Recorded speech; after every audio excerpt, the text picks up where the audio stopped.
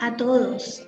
Es una alegría que hoy, en esta noche en que celebramos el aniversario de ordenación de nuestro padre y fundador, podamos tener la presencia del padre Eduardo Aguirre Cancino, postulador de la causa del padre José Kentenich.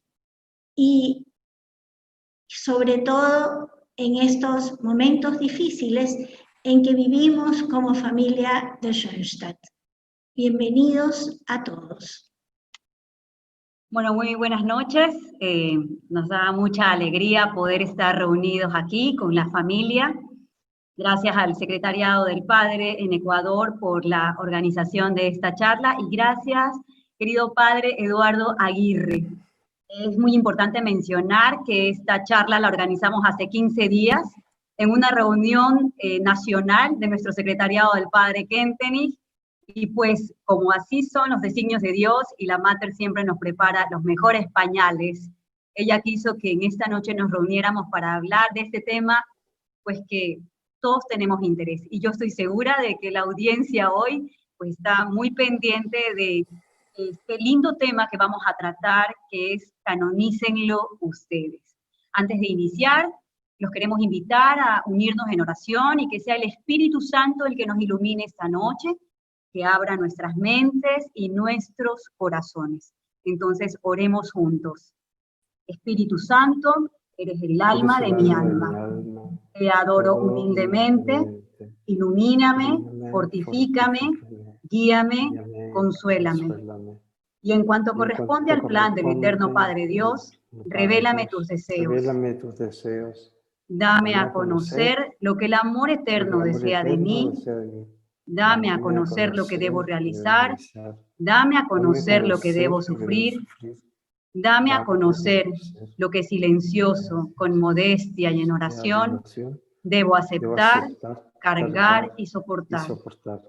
Sí, Espíritu Santo, dame a conocer tu voluntad y la voluntad del Padre, pues toda mi vida no quiere ser otra cosa que un continuado y perpetuo sí a los deseos y al querer del eterno Padre Dios. Amén. Bueno, y brevemente me gustaría presentar al padre Eduardo Aguirre Cancino. Es padre de Schoenstatt, chileno. Ha realizado sus estudios de teología en Münster, Alemania. Como sacerdote trabajó siempre en la asesoría del movimiento de Schoenstatt en Chile, Perú y varios años en Portugal y España. Los últimos años fue primer consejero de la provincia Pentecostés de los Padres de Schoenstatt y director nacional del movimiento en Chile. Actualmente es postulador de la causa de beatificación de nuestro padre José Kentenich y también fue postulador de la causa de beatificación del padre Hernán Alessandri y de Mario Iriart. Postulador de la causa de nuestro padre desde el año 2017, en el que tuvimos también el gusto de contar con la presencia del padre Eduardo en el Encuentro Iberoamericano de la Obra de Familias en el 2017, aquí en Guayaquil. Bienvenido, padre Eduardo, pues toda su familia de Ecuador, y sabemos que hay de otros países también conectados. Estamos gustosos de compartir esta noche tan especial con usted. Así que es toda suya la palabra, padre. Muchísimas gracias. La verdad es que yo agradezco mucho también esta oportunidad de poder dar esta charla en relación a la canonización de nuestro padre, justo en este día de su ordenación sacerdotal.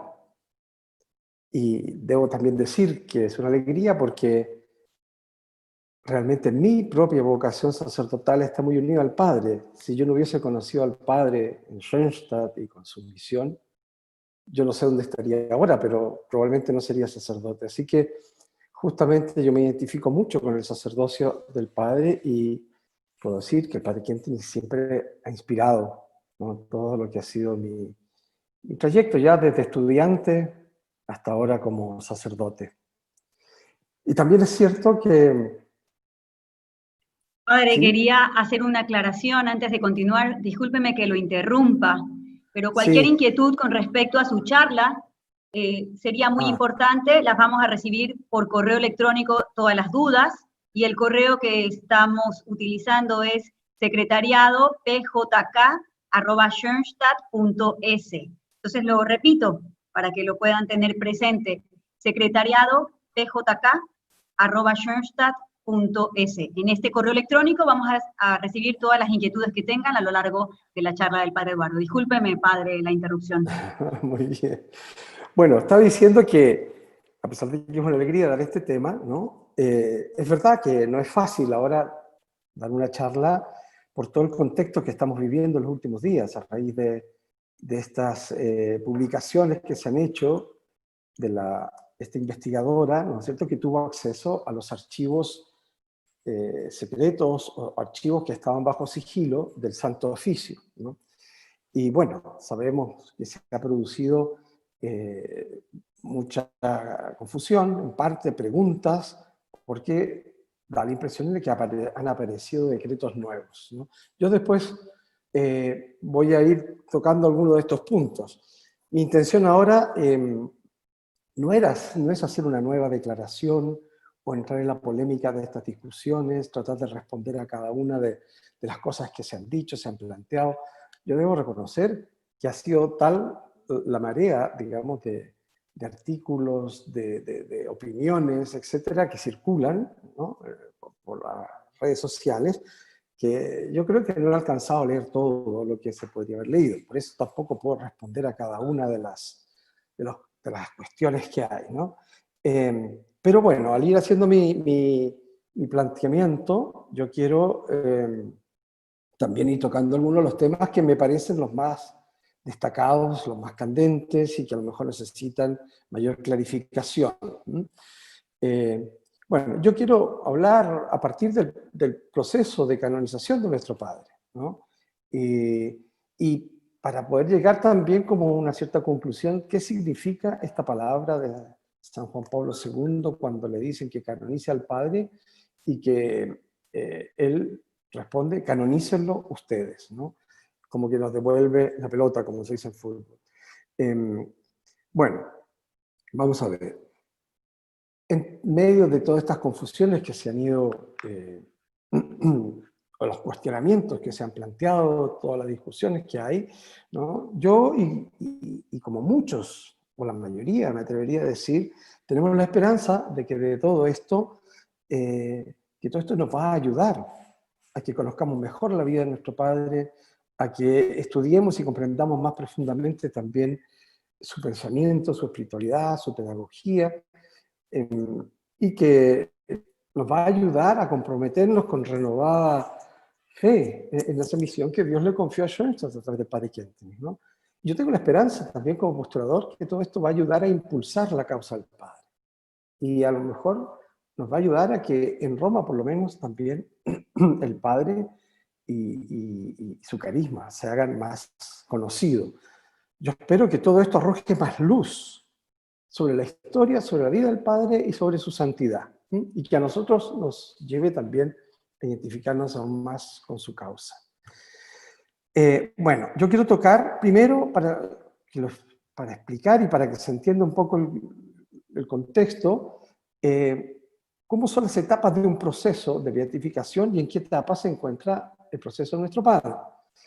Puede ser un poco aburrido, por eso voy a tratar de avanzar rápido, porque muchos deben estar esperando que yo entre a las preguntas más candentes, pero yo creo que es bueno para ir poniendo marcos y bases, ¿no?, explicar esto. Un proceso de canonización, de beatificación y canonización, primero, tiene dos grandes fases.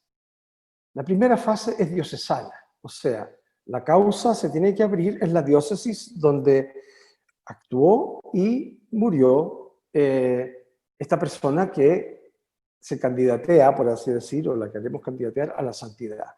El nombre que se usa cuando se abre una causa de canonización es el siervo de Dios, así que yo a veces voy a usar este término. El siervo de Dios, como decir, no es solo el Padre Kentenich, en todas las causas de canonización es el siervo o la sierva de Dios, ¿no?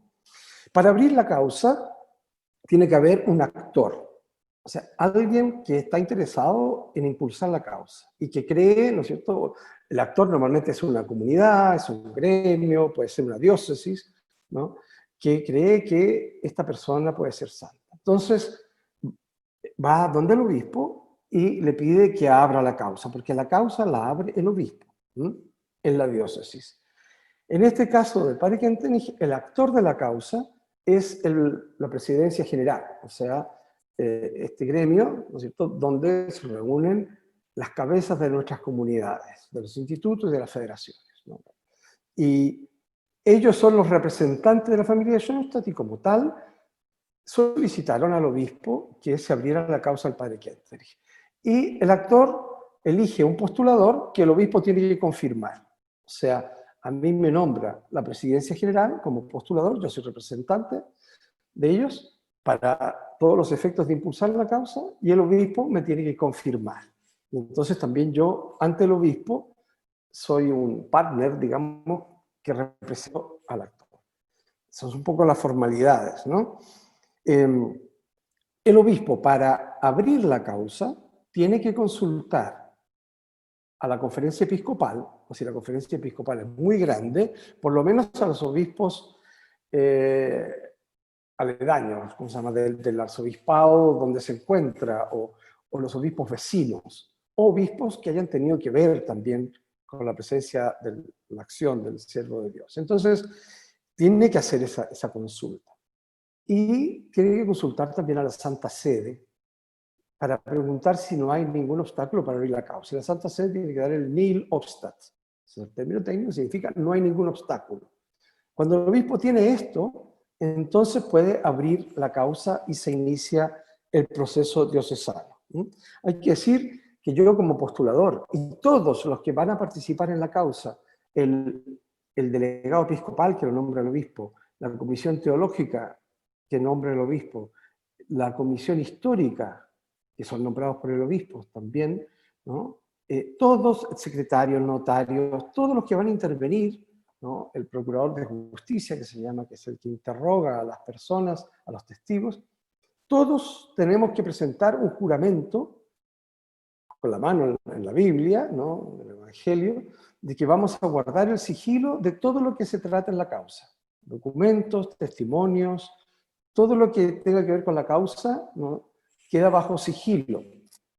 Ese sigilo también, o sea, ese juramento significa también que uno se compromete a actuar con toda honestidad y transparencia. O sea, yo como postulador, si descubro alguna cosa contraria a la santidad, digamos, o a la vivencia heroica, a las virtudes, en este caso el padre Kentenich, yo mismo tengo que denunciarlo y decir, hay esto, ¿no? Es un juramento que uno hace, de yo no puedo ocultar pruebas ni tergiversarlas. Y todos tenemos ese juramento. Bueno, por lo tanto, cuando se inicia la causa, ya no me voy a tener en más detalles, ¿no es cierto?, se tiene que estudiar todos los escritos del siervo de Dios, tanto publicados como no editados, cuadernos personales, cartas, apuntes, todo lo que tenga que se pueda decir, esto es algo que viene del fundador, a pesar de que sean apuntes a mano. Todo eso se tiene que revisar y estudiar, ¿no? En el caso del padre Kentenich, ya les voy a dar algunas cifras después, es una enormidad de documentos.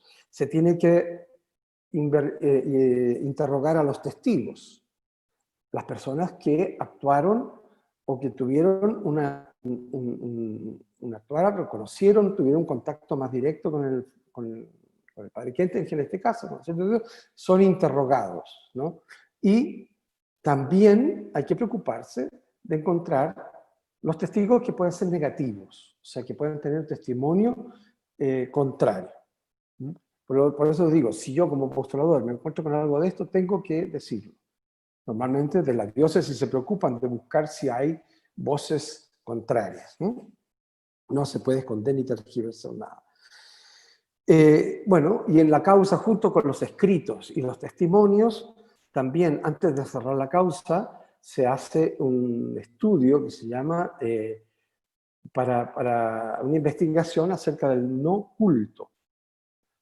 El obispo nombra, o sea, su delegado episcopal y un par de personas tienen que visitar los lugares que están ligados al siervo de Dios, dónde vivió, cuál era su cuarto, dónde actuó, para ver que no haya ningún culto indebido y que en este caso al Padre Kenten se le está venerando ya como si fuera santo, ¿no? Entonces, por eso,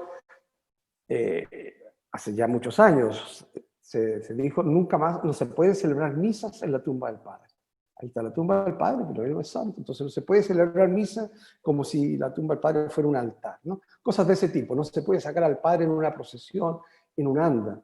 Yo no lo puedo representar con una aureola, como si fuese santo. Todo eso dañaría el proceso, porque no lo podemos venerar como si ya fuera santo. Tenemos que esperar el juicio de la Iglesia, ¿no? Pero al mismo tiempo la Iglesia requiere que se conozca o se difunda lo que se llama la fama de santidad. Aquí hay una cierta tensión, ¿no?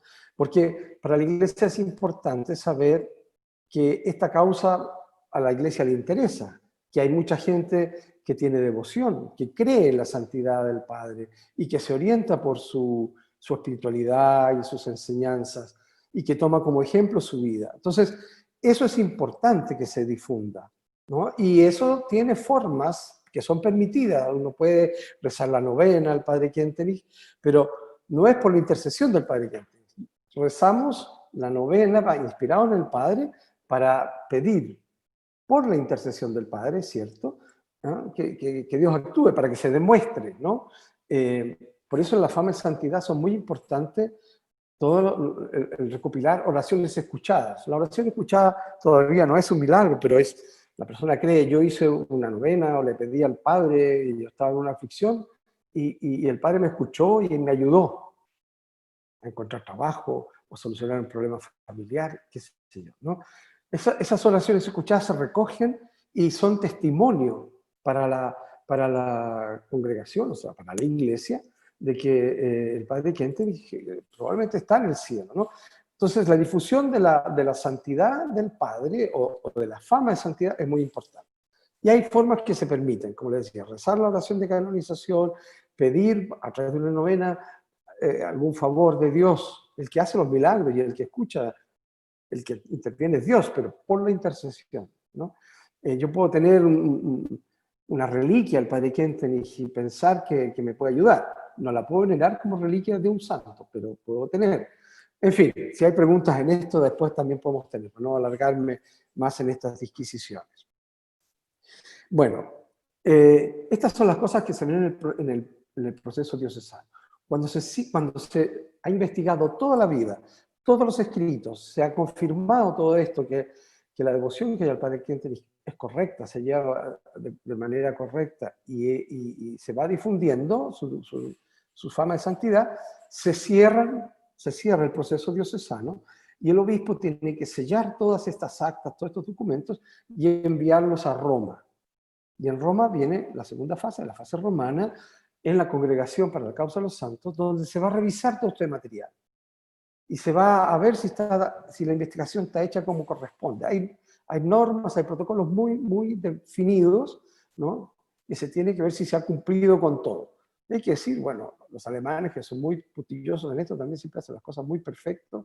Por eso había una gran preocupación de que todo tiene que estar como debe estar. Y en Roma, entonces, al revisar todo esto, pues se hace un resumen de toda la causa, de todos los escritos, en un volumen que no puede tener más de 500 páginas, que se llama Posicio. Y eso lo van a estudiar 9 teólogos. Y los 9 teólogos van a hacer un informe. Cada uno hace un informe. Y ese informe va finalmente, esto toma un par de años, ¿no?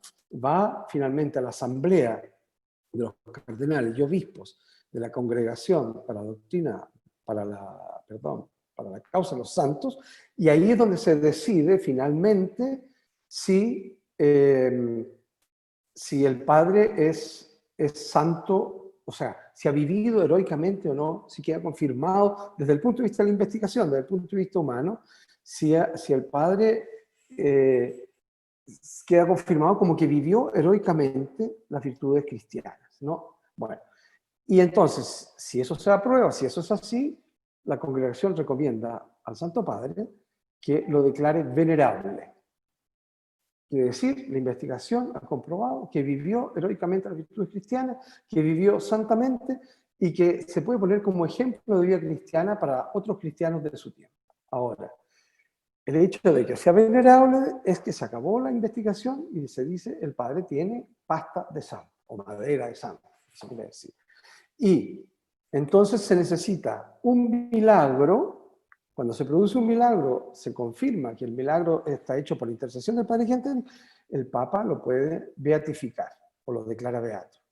Y si se produce un segundo milagro, el Papa lo declara canonizado, o sea, santo de la Iglesia Universal, que va a tener una misa propia, va a tener celebraciones propias en todo el mundo y se le puede venerar ya sin restricciones. El beato es un santo más bien local, es como de segunda división, ¿no? Y se le venera solo en la diócesis o en la comunidad donde ha sido declarado beato. Pero el santo canonizado, ahora, los dos son santos, están en el cielo, pero el santo canonizado ya es como de primera división. Bueno, para terminar este punto, hay que decir que la causa de nuestro Padre no es una causa normal, es una mega causa, es una causa enorme. Una causa normal que llamaría yo, una causa normal es cuando llegan a la congregación para la causa de los santos, unas 6, 5, 7, 8, 4 cajas donde está toda la documentación, toda esta cosa que se ha investigado en la diócesis. Y que tiene varios miles de páginas. En la causa del Padre hay más de 80 cajas que ya están más o menos preparadas para enviarlas a Roma. Es una cantidad enorme, es una cantidad enorme de documentos. Hay más de 32.000 documentos que suman más de 100.000 páginas que hay que leer de toda la investigación. Se investigó en 110 archivos eclesiales, o sea, de iglesia, y archivos también civiles, en distintos países. Archivos de comunidades religiosas, archivos en Roma, de la congregación para los religiosos, por ejemplo. Archivos de la comunidad de los palotinos, de las hermanas, distintas diócesis del mundo, en fin, 110 archivos. El único archivo que no se había podido todavía investigar, conozcamos, que sepamos que hay un archivo que hay que investigar y que era importante, muy importante, es el del Santo Oficio, porque se estaba sellado. Y, como digo, hace un par de meses, recién en febrero, que se desclasificó. Era el único archivo que quedaba sin investigar. Y decíamos, bueno, en cuanto se pueda, tenemos que ver, porque seguro que para la causa del Padre es importante, porque el Padre estuvo en confrontación con el Santo Oficio. Tenemos la suposición de que no vamos a encontrar cosas nuevas, porque la causa del Padre ha sido muy larga y tuvo tanta confrontación que la gran mayoría de las cosas del Santo Oficio ya las tenemos, porque eran cartas que se mandaban al Santo Oficio a las hermanas, a los padres, a las diócesis. Esas cosas también nos han llegado de antes, por otros caminos. Pero bueno, hay que ver qué es lo que hay y si hay documentos que hasta ahora realmente nosotros no conocíamos, ¿no? Eso tiene que ver con toda la polémica actual. Ya vamos a volver un poco a estas cosas. Pero le estaba diciendo que la causa del Padre es enorme por toda esta cantidad de materiales, ¿no? Ustedes saben, el Padre es el fundador de una obra internacional que está expandida por todo el mundo, viajó por todo el mundo, tiene una vida larga, ¿no? Por eso se ha juntado tanto material y tantos testimonios. Decía, normalmente en una causa más o menos normal, el número de testigos que da su testimonio a favor del siervo de Dios son alrededor de 40, 60 personas. En el caso del Padre Gentili son cerca de 200 personas, se hizo una selección. Porque el Padre estuvo en todas partes del mundo. Entonces, es enorme. Bueno, una causa enorme por todas estas razones. Además, como fundador de un movimiento internacional innovador y que traía, por así decir, propuestas nuevas para la pastoral, para la pedagogía, para la espiritualidad de la Iglesia, sabemos que el Padre Gentili entró también en conflicto con la Iglesia. Estuvo puesto en cuestión. Y por supuesto que pesan los 14 años de exilio, como fruto de la visitación apostólica, ¿no? Por supuesto que todo eso se ha investigado a fondo y se va a seguir investigando cuando la causa llegue a Roma, de nuevo, ¿no? Por eso no es una causa normal. Es la causa que tiene grandes dimensiones porque la trascendencia del Padre Chianti también es muy grande.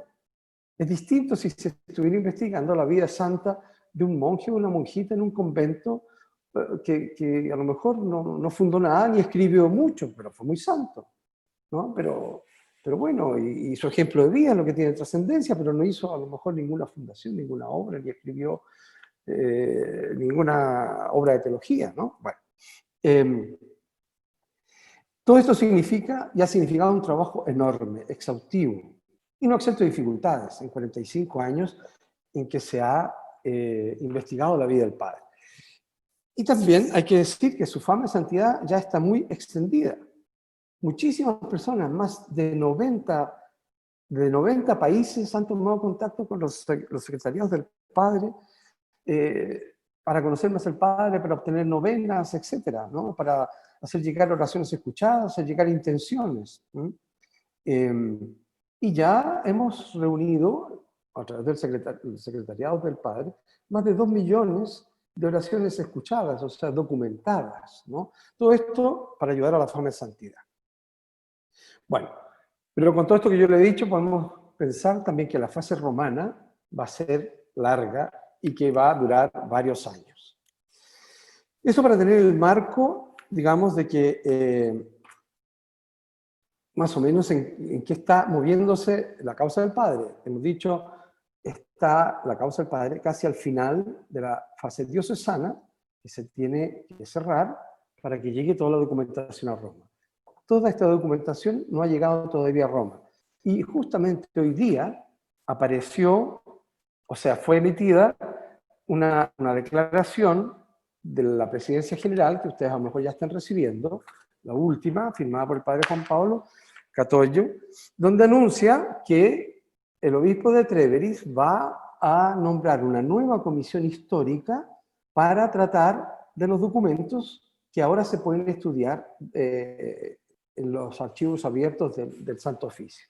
Es una buena noticia porque nos dice, vamos a poder investigar mucho más a fondo todo lo que fue esta etapa, que ahora está además siendo tan cuestionada o sabiendo a ver qué es lo que hay, de qué se trata y qué pasa con todo esto, ¿no?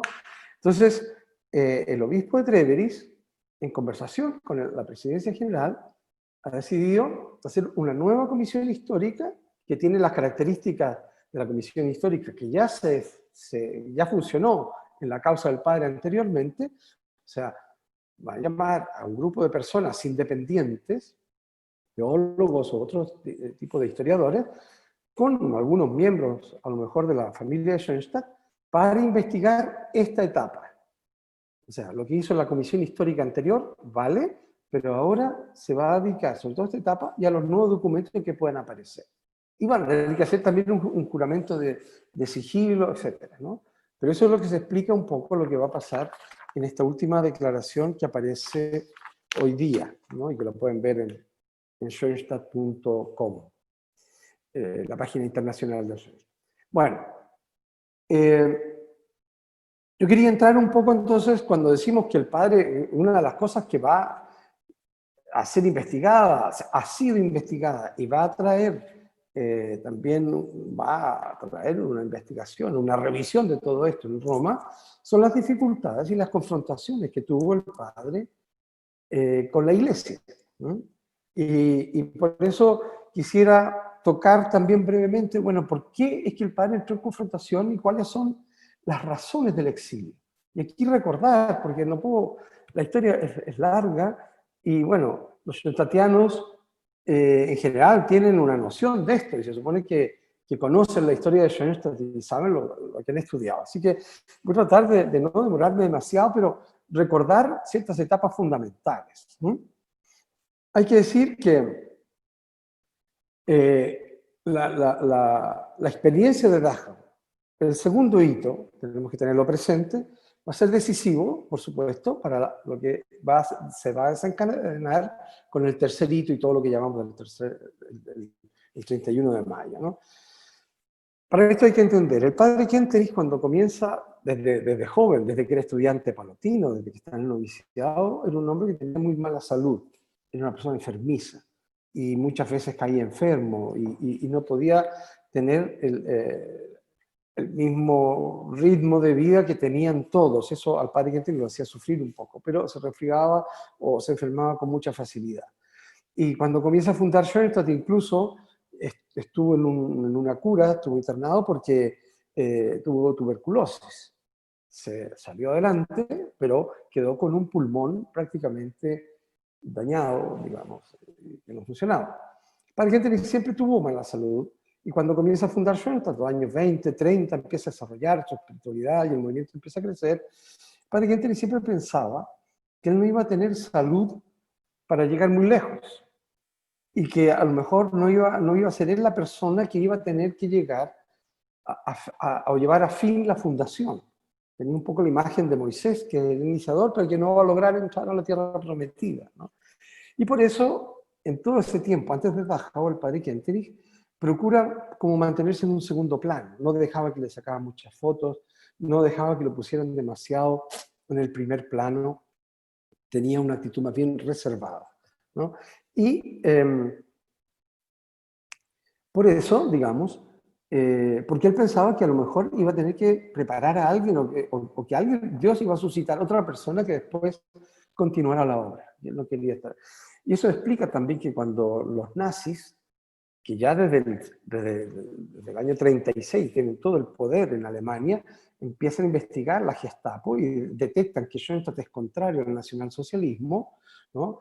Los primeros que la Gestapo, una vez que se desata la Segunda Guerra Mundial, en el año 39, a los primeros que la Gestapo le echa el guante, por así decir, y los mete al campo de concentración, es a otros padres.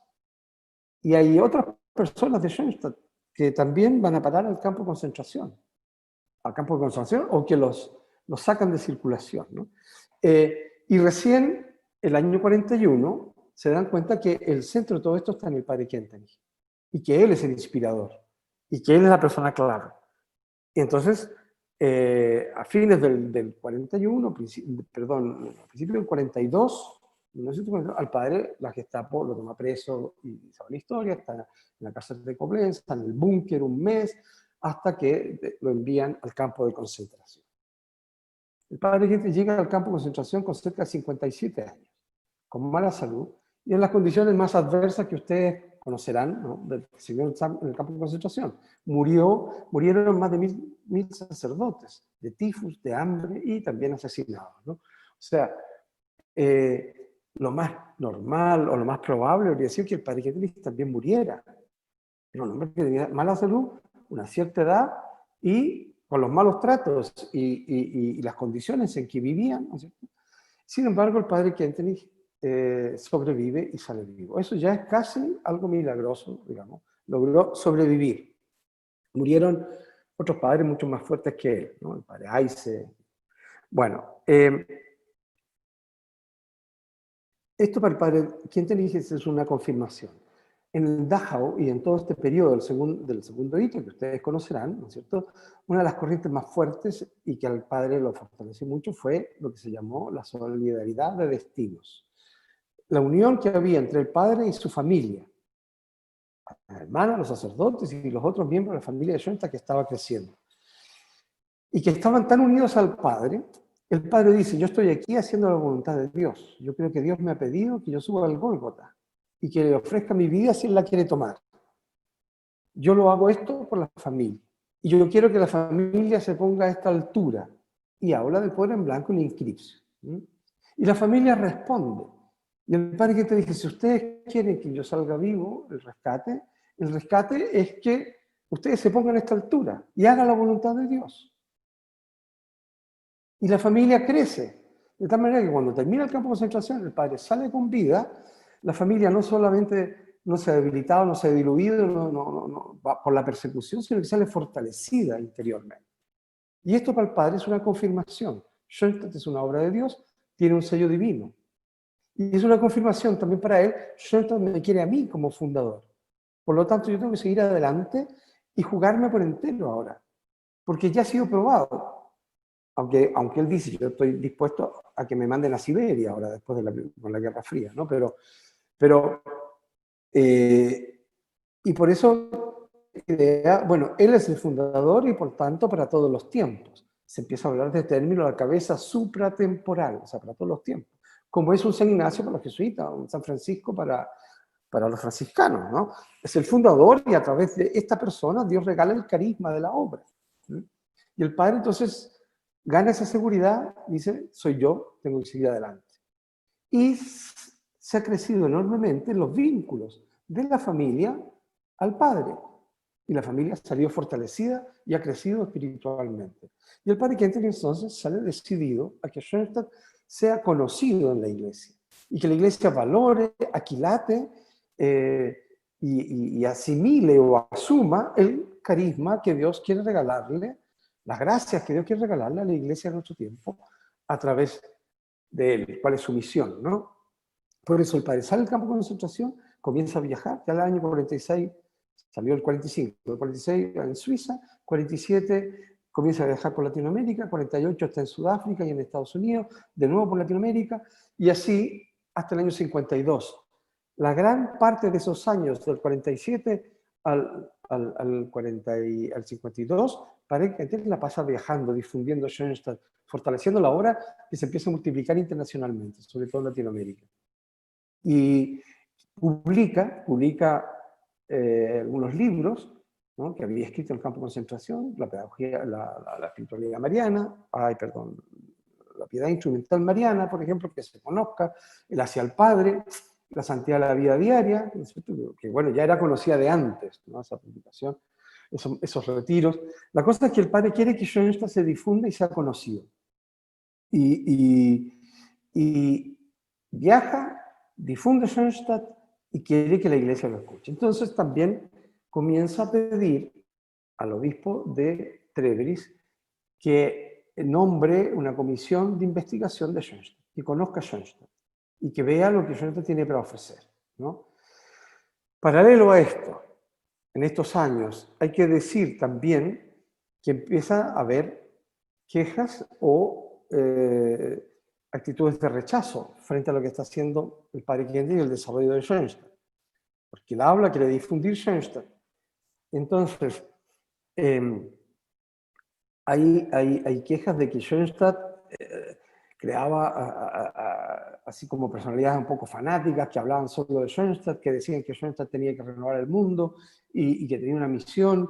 Entonces, en muchas diócesis, en muchos obispos empieza a causar ciertos resquemores, porque no existían, en ese tiempo no existían los movimientos que agrupan a tantos laicos como ahora. Lo que existía era la acción católica. Y la acción católica, ahí donde actuaban apostólicamente los laicos, estaba todo en las manos del obispo. O sea, era una organización diocesana. En cambio, Schoenstatt es un movimiento que no depende de ningún obispo en particular, que está en muchas diócesis, que tiene formación propia, que tiene ideas propias y que tiene métodos propios. Y esto a los obispos les causa un poco de sazón, porque no lo controlan, ¿no? Y hay sacerdotes diocesanos, por ejemplo, que estaban muy convencidos, están muy entusiasmados con la idea del padre, y dicen que el padre es un predicador genial. Bueno, en los años 30 el padre era un predicador muy conocido en Alemania, y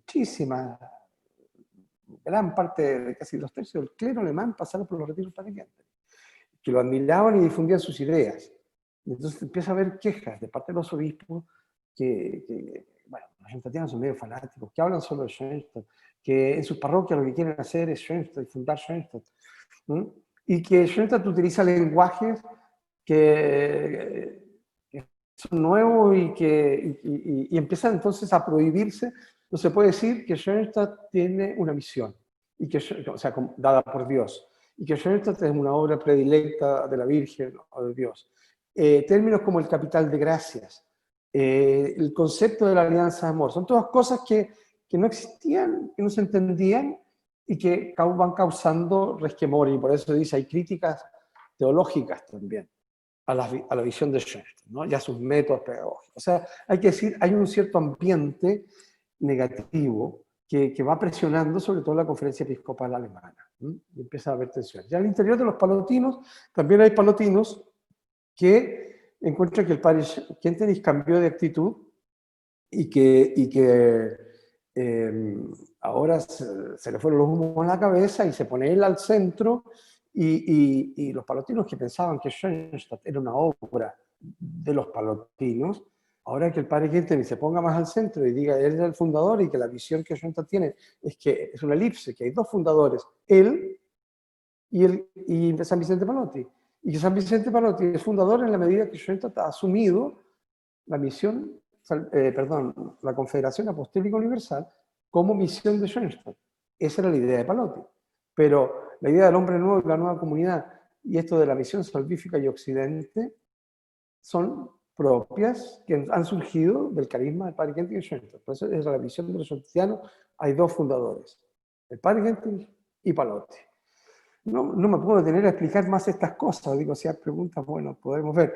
Pero al interior de los palotinos, entonces también se produce una tensión fuerte, entre algunos dicen, no, Schoenstatt, él tiene un único fundador que es Palotti, y Schoenstatt le pertenece a los palotinos, y el padre Kentenich, digamos, aquí se le ha ido el humo en la cabeza, y se está poniendo él al centro. Bueno, por eso, cuando el padre Kentenich pide una comisión de estudios, por estas presiones que hay, el obispo de Treveris nombra un visitador. Se hace una visitación que es un acto formal en que se viene a estudiar y a revisar si todo lo que se está haciendo está bien, está mal, etc.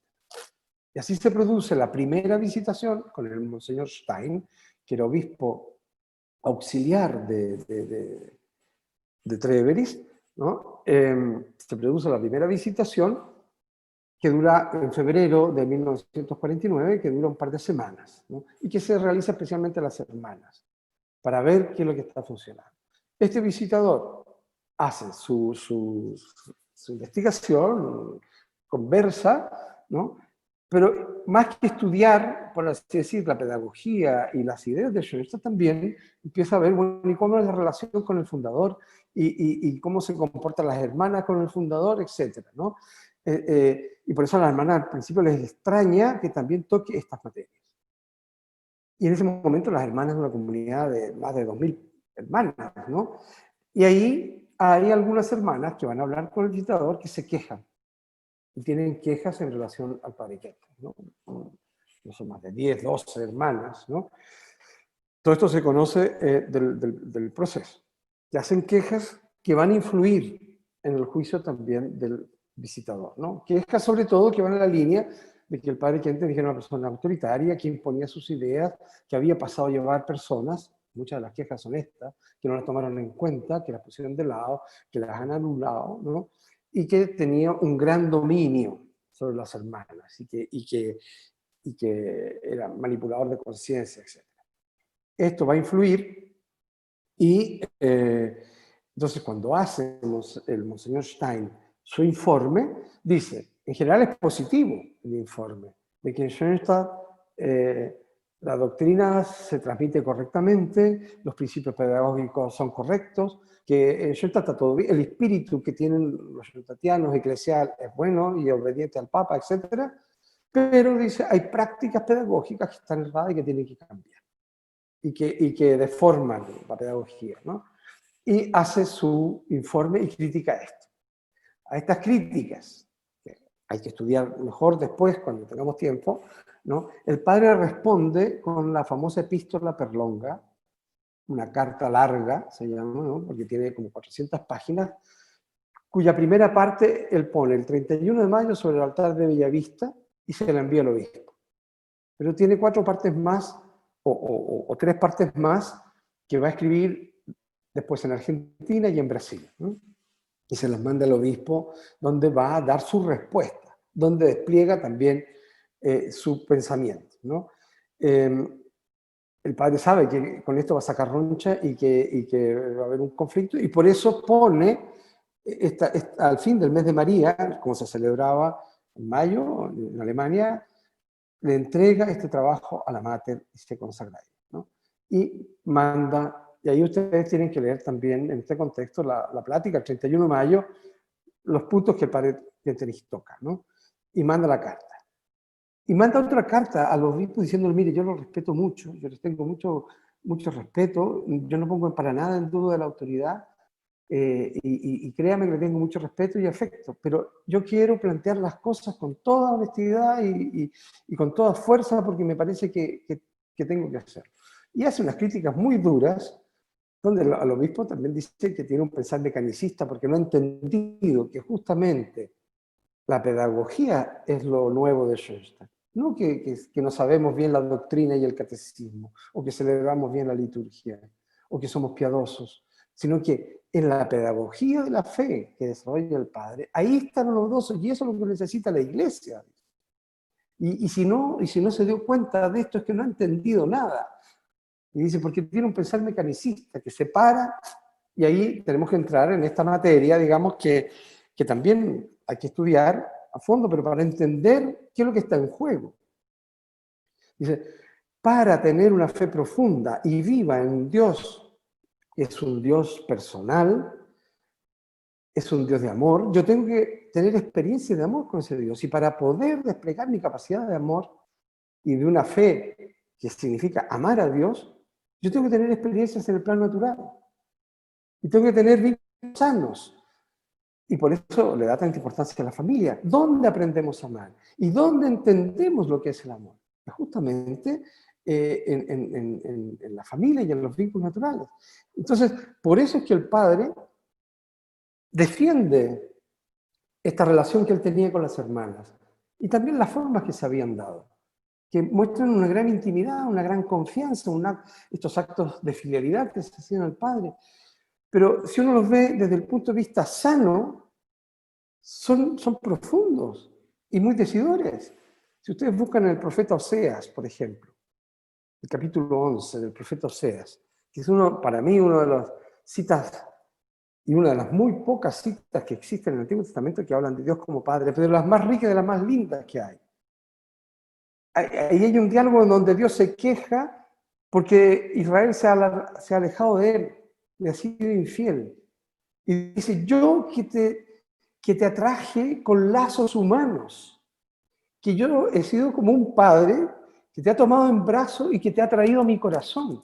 Pero usa imágenes humanas, antropológicas, podemos decir. Y tú me has dado la espalda y me has traicionado. Y dice, y se enciende mi ira contra ti, pero no te puedo rechazar ni castigar. Se me revuelve, y de nuevo usa una imagen humana, se me revuelve el estómago, mis entrañas. No puedo dejar de amarte. Eso le dice Dios a este pueblo que ha sido infiel y le ha dado la espalda, ¿no? Entonces, para entender, ¿sí? Yo para amar realmente a Dios tengo que tener experiencias verdaderas y humanas de lo que significa el amor en el plano humano, ¿no? Y todas estas cosas que se vivían en Schoenstatt, y el padre hablaba de la familia de Schoenstatt, su relación con las hermanas, y lo que él trata de crear un ambiente familiar, que esta alianza de amor con María es una alianza entre nosotros, y que en la alianza somos hermanos entre nosotros. Todo esto para el padre está en juego, y por eso responde con toda la artillería, porque dice, esta es la misión, ¿no?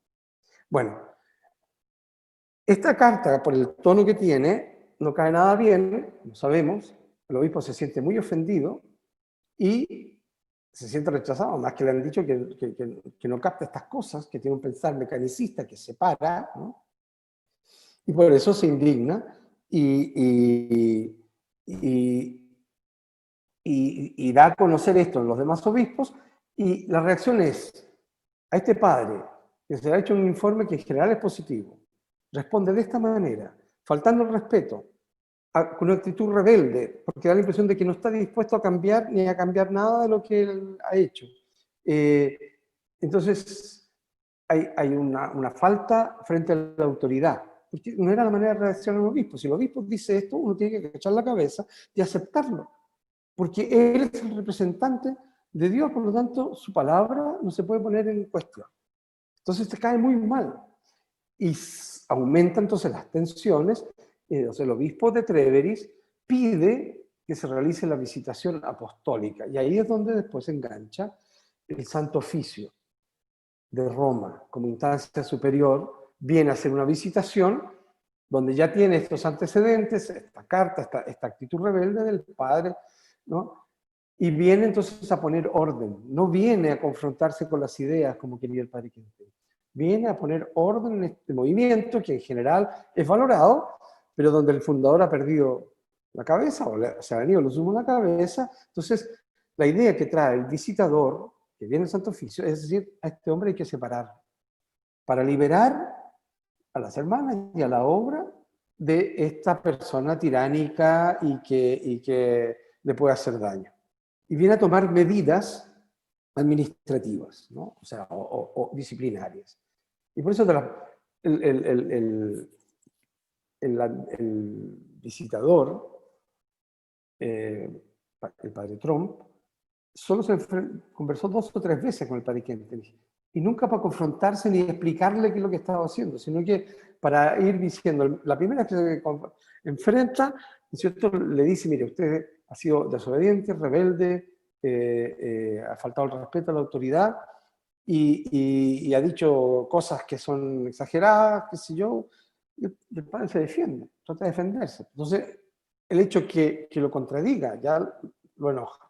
Y al final, la primera vez le dice, mire, si usted se va callado y renuncia por sus propios medios, ok, vamos a poner orden aquí y a lo mejor dentro de un tiempo usted puede volver. El padre gente lo piensa y dice, yo en conciencia no lo puedo hacer porque yo no tengo por qué, no hay nada que yo reconozca que haya hecho malo, que esté errado, yo creo que estoy actuando según la voluntad de Dios. Eso también le enfurece al visitador. Entonces dice, bueno, si usted no se va por sus medios, yo lo he hecho, o sea, yo lo destituyo. Dice, muy bien, si usted lo hace, yo voy a obedecer. Pero me gustaría saber las razones, pero nunca le dijo las razones. Y por eso, poco tiempo después, el padre, vienen estos decretos del Santo Oficio, que dice el padre que tiene que salir de Schoenstatt, tiene que salir de Falda, no puede volver, y más adelante le dice, y usted se tiene que ir de Europa al exilio, ¿no? Y ya el año 51 se toma la decisión. La visitación había comenzado en el 51, un par de meses después, que el padre lo envía a Milwaukee, donde hay padres protinos y donde no hay familia de Schoenstatt, para que no tenga contacto. Y el padre tiene que salir, y se va al exilio, obedece, ¿no? Entonces, si recapitulamos muy brevemente, tratando de ser breve, ya estoy pasadísimo, ¿cuáles son las causas del exilio? Estos malestares se venían produciendo. La reacción que tuvo el padre Kentenich con la epístola Perlonga, donde trata de explicar su visión, su pedagogía, todo esto de las causas segundas, del pensar orgánico y de su pedagogía, digamos, ¿no? La importancia de los vínculos naturales. Donde trata de explicar todo esto. Todo eso se va acumulando, el resquemor que hay, digamos, por esta actitud del padre. Y también las acusaciones que se habían hecho, o estas quejas de algunas hermanas, que como que confirmaban esto de que el padre Kentenich se había transformado en un tirano, ¿no?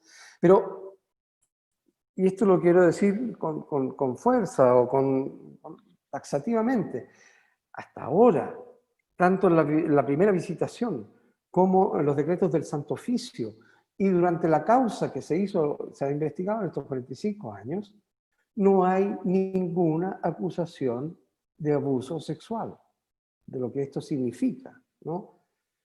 No hay, porque si hubiese habido un delito de esto, habría habido un juicio. El Santo Oficio no habría dejado pasar un delito de esto. El Santo Oficio era un tribunal duro y exigente. Son los herederos de la Inquisición. Antiguamente a los visitadores se les decía inquisidores, ¿no? Habría habido un juicio, porque ese es un delito. Y en un juicio hay una sentencia y un castigo, si es culpable, y se le podría haber destituido. El Santo Oficio hizo también ese tipo de juicios. Si hubiese habido una acusación de este tipo, no lo habría dejado pasar. Y más hoy día, cuando decimos abuso sexual, me han preguntado personas a mí, ¿significa un abuso sexual? ¿Es una violación? Entonces hay gente me ha preguntado, ¿quiere decir que el padre violó a una hermana? ¿Cómo sale eso? Hay otras partes donde abuso sexual ya, el hecho que se puede decir, un acoso sexual podría también tratarse como abuso, alguien que trata de abrazar y dar un beso a otra persona, podría acusar de abuso sexual, ¿no? En todo caso, no hay ninguna acusación de este tipo. Por eso no hubo ningún juicio, ni ninguna sentencia, ni ningún castigo, en este sentido más formal. Las medidas que se tomaron con el padre del exilio es por las razones que ya les he ido diciendo, es un conjunto de razones, ¿no? Donde también influye estas quejas o estas acusaciones que hacen las hermanas, que tienen que ver sobre todo con el abuso de autoridad, ¿no? Pero por eso es que no hubo juicio, no hubo sentencia, las medidas que se tomaron fueron administrativas y por eso después para el Santo Oficio no era difícil decir, bueno, se acabaron estas medidas y el padre puede volver y no hay nada contra él. Y las medidas no tenían plazo, no había que dar razones de por qué se tomaron esas medidas y podían durar meses, un par de años o 14 años, como duraron en el caso del padre, ¿no? Lo único que hay en relación, porque esto ya ha aparecido, que tiene connotación sexual, podríamos decir, ¿no? Y eso apareció en el artículo, ¿no?, que se publicó. Dice, en este acto filial que hacían las hermanas, que tienen base a estas preguntas: ¿a quién pertenece la hija? Al padre. ¿Qué es el padre para la hija? Todo. ¿Qué es la hija para el padre? Nada y su todo, ¿no? ¿Qué puede hacer el padre con la hija? Todo. Están referidas al Padre Dios, ¿no? Nosotros rezamos todos los días la oración a la Madre, decimos: oh Señora mía, te consagro mis ojos, mis oídos, mi lengua, mi corazón, todo mi ser. Podríamos decir todas las partes de mi cuerpo, porque soy todo tuyo. Y para nosotros tiene un hondo valor espiritual. Bueno, en ese plano tendríamos que poner este acto filial que hacían las hermanas, que estaba orientado en último término al Padre Dios y que lo hacían frente al Padre, como transparente de Dios, de la idea del pensar orgánico, de esa experiencia de los vínculos naturales fundamentales como base para el vínculo sobrenatural, ¿no? Como digo, lo que se ha ventilado y la única cosa que podría tomarse de lo que se ha dicho hasta ahora como connotación sexual es que había una hermana, tenía los pechos, los senos muy grandes y tenía un complejo, un escrúpulo con esto, y no era libre en este plano. Y entonces está esa pregunta, es el Padre: ¿y a quién pertenecen los senos? Es al Padre Dios, en el sentido de decir, Dios te quiere a ti así como tú eres, con todas tus limitaciones, con toda tu debilidad, ¿no? Para liberar. Es como si mejor en la consagración, privadamente, le dijéramos a la Madre: y te ofrezco mi cojera, y te ofrezco mi defecto, mi tartamudez, y esto que a mí me compleja o que me hace sufrir, también te lo entrego, porque tú me quieres así, en ese plano. Ahora, esto se sabe, aparece en la visitación, ¿no? No sabemos, yo por lo menos no sé bien si es la misma hermana que lo dice y ella se queja de que al decir esto se sintió pasada a llevar, violentada, que entrar en un área muy íntima, o lo cuenta otra, eso no sé bien. En todo caso, la única parte entre los decretos del Santo Oficio donde se nombra esto, ¿no?, también se dice, pero en el caso del padre no hubo ninguna cosa errada, no lo hizo, pero lo encuentran, esto es una práctica peligrosa. Es una práctica peligrosa y que no debería aplicarse y por lo tanto se prohíbe. Porque podría ser que llevara a otras cosas, a malos pensamientos y otras cosas, ¿no? Podría llegar más allá. Cosa que no es el caso, dicen. Pero esto es imprudente, es inadecuado, es poco delicado y es demasiado psicologizante. O sea, estas prácticas de la psicología, esto es freudiano. Y en ese tiempo decir freudiano, o sea, seguidor de Freud, era, bueno, en cierto círculo de iglesia dice: este es un comunista, es un freudiano, este no sé qué, ¿no? O sea, era un paño rojo. Y el Papa había rechazado justamente el psicoanálisis. Y el padre Kentenich también. Pero él dice que yo tomo en serio la psicología, no quiere decir que sea freudiano. Pero esa es la única parte. Y lo nombro esto porque esto está en los documentos del proceso del padre, en las actas, pero incluso eso me parece que ha circulado por ahí y por lo que salió publicado a través de esta señora, de esta investigadora, ¿no? Se nombra este caso. Ella dice, hay una hermana que hace una acusación de abuso sexual. No dice, no se sabe quién es, ni se sabe qué tipo de abuso es. Suponemos que como lo ve relacionado, porque ella misma habla de esto, de esta pregunta, que se trata de eso. Por eso yo que doy esta explicación, ¿no? Bueno, pero en ningún momento hubo una acusación formal de abuso sexual del padre y nunca se trató, ¿no? Esto como si fuera un delito. Y esta no es la razón del exilio del padre. No es la razón, ¿no? Y hay que decir, después sí hay acusaciones, pero eran rumores, la rumorología que llama alguien por ahí. Durante el exilio se corrían cosas, que a lo mejor se habían filtrado de la visitación, de este tipo de cosas, y sí se corrieron rumores de que el padre era un inmoral y de que se portaba mal, ¿no es cierto?, en este tipo de cosas sexuales. Incluso se llegó a afirmar, en este tipo de rumores, de que tenía un hijo natural en Latinoamérica, ¿no?, con una hermana. O sea, pero esto corría por debajo de la mesa. Nunca fue una acusación formal, pero hacía daño. Porque es del tipo de cosas, ¿supiste? ¿Me contaron qué? Dicen, mira, no me extrañaría qué, ¿no? Este tipo de cosas que iban denigrando al padre Kentenich. Y por eso el padre Kentenich, en el año 60, cuando se prepara a celebrar los 50 años de su sacerdocio, dice, yo quiero hacerlo con honra, y le escribe al obispo una carta, y a mí me han llegado estos rumores y se está mancillando mi honra, por eso yo me quiero defender. La apología pro vita mea, un libro que se llama La defensa de mi vida. Entonces, no se llegó a difundir, no la llegó a enviar, porque tampoco le dijeron, miren, no le aceptaron que se defendiera. Usted callado, agacha la cabeza y no tiene nada que decir. Pero él escribe, eso lo tenemos, donde él niega taxativamente, tajantemente, que haya cometido ninguna falta de tipo sexual, ningún desliz. Bueno, y él ahí se defiende. Nombro este escrito, que normalmente lo conocen las comunidades de los institutos y las federaciones en Schoenstatt, pero que también sé que está circulando por ahí y que si le llega la mano, bueno, léanlo, estudienlo, ojalá. Son escritos que a veces no son fáciles de leer porque son largos y no sé si la traducción que circula en castellano, no sé si es oficial, porque también eso hay que ver, las traducciones son difíciles. Si está hecha con Google solamente, seguro que hay términos y cosas que no se van a entender. Pero bueno, probablemente esta es una de las ediciones que va a haber que hacer más adelante para explicar las cosas. Pero ahí sí aparecen acusaciones de este tipo, pero es después de la visitación apostólica. Eso no aparece en los archivos de Trump. Bueno, me he alargado bastante con todo esto, pero decir, el padre Kentenich, recordar, fue rehabilitado, pudo volver a Alemania y retomar sus cargos, lo recibió Pablo VI, y le agradece su fidelidad,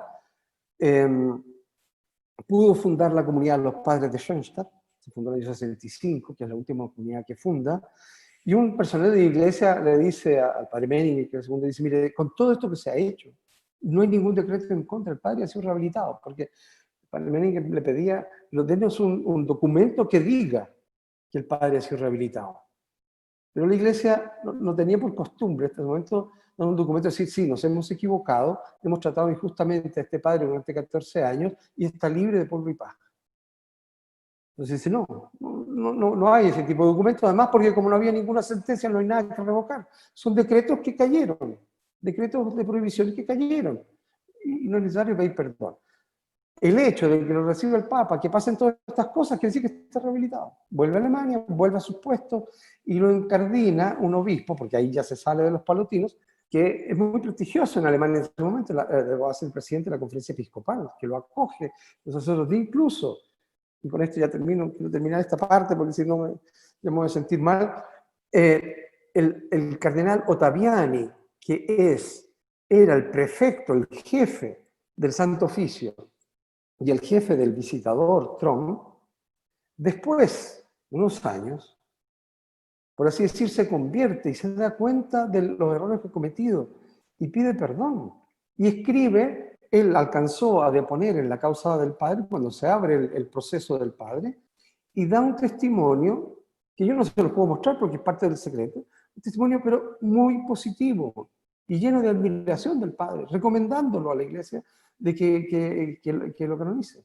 Y después tiene un testimonio más largo, un estudio, que ojalá lo podamos publicar, del cardenal Ottaviani, donde analiza la obra de Schoenstatt y habla que el padre es un pastoralista genial, que es un hombre santo, obediente, etcétera, etcétera, una serie de alabanzas. Y este fue el que firmó los decretos, ¿no? Instigado por Ottaviani. Bueno, no les puedo contar más detalles porque eso sí que no ha circulado, no se ha ventilado, pero también sé de una conversación y que eso la dijo a través del cardenal Ratzinger, pero tengo que ver si me puedo conseguir ese documento, en que alguien le preguntó al cardenal Ottaviani, le dice, pero usted fue uno de los perseguidores del padre Kentenich y lo trató así con los decretos. ¿Cómo es que usted ahora tiene esta otra posición tan radical? Y él dice, errar es humano, pero perseverar en el error es diabólico. ¿No? Errar humanum est, perseverar diabolicum est. ¿No? Él como en ese sentido una conversión. Bueno, lo que pasa es que hoy en día, en el contexto que estamos viviendo, cuando aparece la palabra muso, se prenden todas las alarmas. Con razón, ¿no? Y hay un contexto y una connotación muy fuerte. Y por eso en algunos lugares, en Chile, por ejemplo, porque se han vivido situaciones muy duras, muy difíciles en Chile, o sea, hay una sensibilidad muy grande. Quizás más fuerte que en otras partes, en todas partes también, ¿no es cierto? Pero aparece la palabra abuso sexual, ya, es decir, es lo último, ¿no? Y como digo, sin saber bien a qué se refiere, pero ya causa muchas suspicacias, ¿no? Bueno, ya le he dicho lo que estaba puesto en cuestión en la situación en que vivía en todo este tiempo del exilio y de la confrontación con la Iglesia, es la propuesta pedagógica de Schoenstatt, todo lo que tiene que ver con el organismo de vinculaciones, lo que nosotros llamamos la visión del 31 de mayo, en lo cual creemos y por eso nos hemos estado jugando, ¿no? Y el padre Kentenich, no perdamos de vista, siempre quiso educar personalidades libres. Esos eran sus principios desde el principio, desde los congregantes héroes. Bajo la protección de María queremos autoeducarnos como personalidades libres, recias, sobrenaturales o sacerdotales. Por eso cuando lo acusan de dictador, de manipulador, le están dando en algo que para el padre Kentenich era esencial. Para él no era solo decir, bueno, sí, ya voy a tratar de tener más carácter, mejor carácter de controlarme y en fin, no tener tanto dominio. No, porque están atacando la pedagogía, si él toda la vida... ¿Y qué es lo que hizo Schoenstatt tantas veces cuando entra al movimiento? Me gusta porque aquí se respeta la libertad de las personas y se nos quiere educar como personalidades libres. Por eso al padre le dolió mucho que lo acusaran de esto y que dijeran que las hermanas eran infantiles y que estaban sometidas y que perdían la cabeza, digamos. Quien conoce realmente a las hermanas, ¿sabes? Son personas inteligentes y no son, en fin, infantiles o ñoñas. Y por eso es que el postulador también se encontró con, perdón, el visitador se encontró, porque las hermanas no se sometían tan fácil, le discutían. Y él que trataba de sacar al padre de circulación y las hermanas seguían fieles al padre, todo eso lo enervaba. Bueno, todas estas cosas están en juego y por lo tanto la posición del padre Kentenich en la familia, como fundador y como inspirador y como punto de contacto. Porque el fundador, cuando habla de la pedagogía de los vínculos, tiene que ver con la relación de él. Y cuando habla de que tenemos que tomar en serio lo que significa la figura paternal, es lo que él trató de vivir. Él va a decir siempre, yo nunca le exigía a otros lo que no me exigía a mí mismo. ¿No? Y por eso, bueno, hay que estudiar la epístola Perlonga, tiene que leer de nuevo la carta del 31 de mayo, etc. O sea, la plática del 31 de mayo y las cosas que están circulando ahora más para entender, ¿no? Bueno, para terminar, perdón, 5 minutos más, si es posible todavía, así, bueno, ¿qué tiene que ver esto con canonicemos al Padre? Canonícenlo ustedes, como dice Juan Pablo II. ¿Cómo nos toca esto a nosotros? Yo lo interpreto así. Todo fundador carismático, toda figura profética en la iglesia necesita seguidores que asimilen ese carisma que Dios le confía al fundador, se identifiquen con él y lo proyecten, lo vayan realizando. Si San Ignacio no hubiese tenido a los jesuitas, si San Francisco no hubiese fundado a los franciscanos, si Don Bosco no hubiese tenido su comunidad de paz, que lo siguen, que se identifican con su mensaje y con su carisma, porque carisma quiere decir que gracia no es solo una teoría, no es solo un libro que hay que estudiar, ¿no? Es una corriente de gracia y de vida, que la hacen vida en la iglesia. Un fundador puede quedar estéril. Entonces, todo fundador, toda figura profética necesita seguidores, y esos somos nosotros. Y en la medida en que nosotros creamos, tengamos fe en el carisma que Dios les confió al Padre, nos identifiquemos con Él y nos sintamos discípulos del Padre, en esa medida nosotros vamos a poder hacer fecundo su carisma en la iglesia. Por eso, para nosotros es tan importante esa vinculación al Padre, para identificarnos, para entender bien cuál es su mensaje y hacerlo vida, ¿no? Una relación personal. Y esa relación personal es lo que nos va a dar seguridad también. Y esto quisiera insistir. Aquel que se ha identificado con el Padre, que tiene una relación con el Padre, que lo ha experimentado, va a estar dispuesto a dar la cara por él, a pesar de que a veces no entienda mucho. Los discípulos de Cristo, los apóstoles, lo siguieron a él no porque habían estudiado a fondo el Antiguo Testamento, eran hombres sencillos. Y después habían comparado con el Nuevo Testamento los evangelios, habían hecho el estudio, estaban convencidos de la filosofía de Cristo. No, están convencidos de Cristo y lo siguen a Él. Y son tan dispuestos a dar la vida por Él, porque lo creen. Porque Cristo fue rechazado por los doctores de la ley y por los jefes del pueblo. Y fue calumniado y fue crucificado. Y por eso Pedro, en su debilidad, que lo niega 3 veces, sufre tanto cuando el Señor le pregunta, Pedro, ¿me amas? 3 veces, para negar las 3 negaciones. Y Pedro después va a ser capaz de seguirlo hasta la muerte también, ¿no? Pero es porque hay una relación de amor personal. Entonces, frente a lo que está pasando, uno tiene que preguntarse, bueno, ¿yo creo en el Padre que es alguien para mí a quien yo estoy dispuesto a seguir? Pensemos lo que sufrieron todas las personas que siguieron al Padre cuando fue mandado al exilio. Estaba puesto en cuestión por la iglesia y estaba acusado y no se podía defender, así que no sabían las razones. Y hay padres, y hay hermanas, y hay gente que arriesgaron su vocación, que arriesgaron su posición por ser fieles al Padre. Otros le dieron la espalda, es verdad. Le dieron la espalda y se transformaron también hasta en enemigos y detractores, ¿no?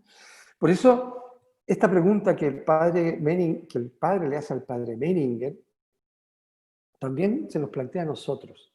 Cuando el padre Kentenich toma la decisión de ir a Dachau, le pregunta al padre Menninger, Alex Menninger, ¿vienes conmigo? Dice, para mí es importante esto porque él quería saber si la familia lo sigue o no. Y lo toma como representante del padre Menninger. Alex, vienes conmigo. El padre Menninger le dice, padre, esto es una locura. Pero sí, yo lo sigo, cuente conmigo. Y después, cuando viene toda la confrontación, y cuando el padre está amenazado de que lo van a sacar al exilio, ¿no?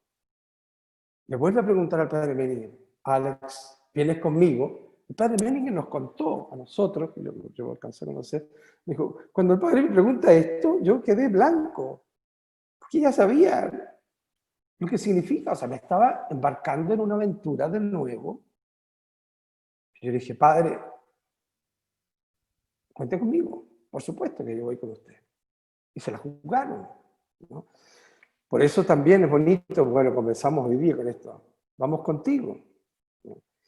Esto es fundamental si lo queremos canonizar al Padre, nuestra adhesión, nuestra fe.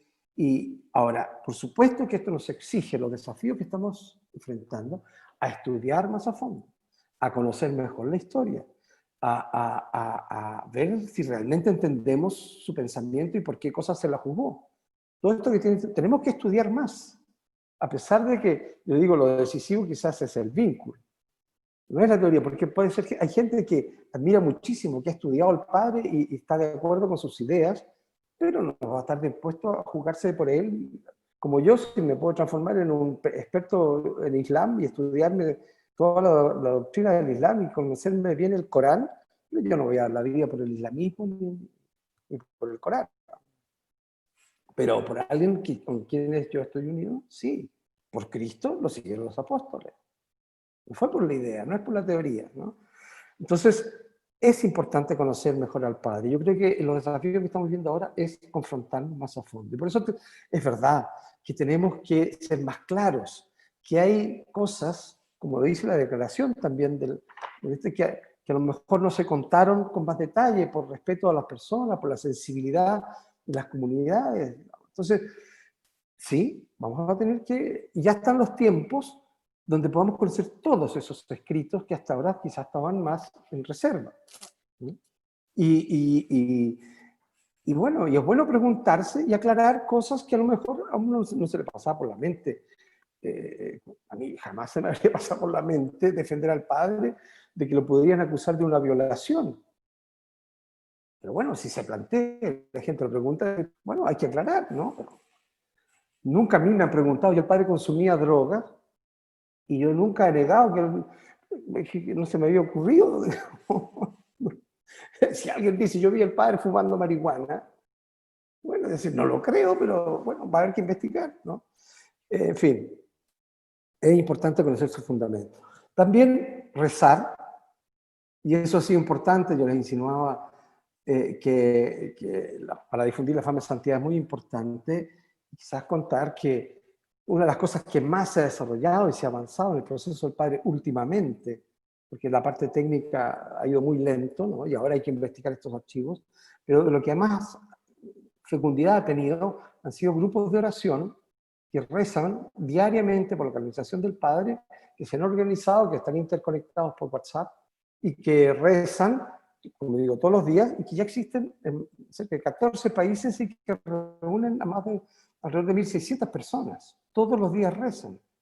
Y está claro, hemos dicho que se reza para que Dios nos muestre el camino y nos muestre cuál es el momento para que avance el proceso de canonización y para que se difunda su fama de santidad. Entonces se reza, se pide, se reúnen las oraciones escuchadas, se difunden las novenas, ¿no? Es toda una corriente de oración fundamentalmente para hacer avanzar. Y quizás como ha habido tanta oración y tanto ofrecimiento de capital de gracia, es que se producen estas circunstancias que a lo mejor nos van a permitir, y esa es mi fe, quizás avanzar y destrabar cosas, y clarificar y vertir más luz. Y esto así como cuando al padre lo trajeron, vino de vuelta de Milwaukee a Roma y nadie se lo esperaba, ¿no? Por la historia del telegrama, nadie se lo esperaba.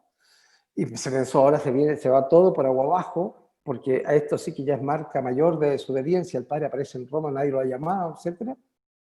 Pero ahí se concadenan los hechos y de repente resulta que se realiza la liberación del padre.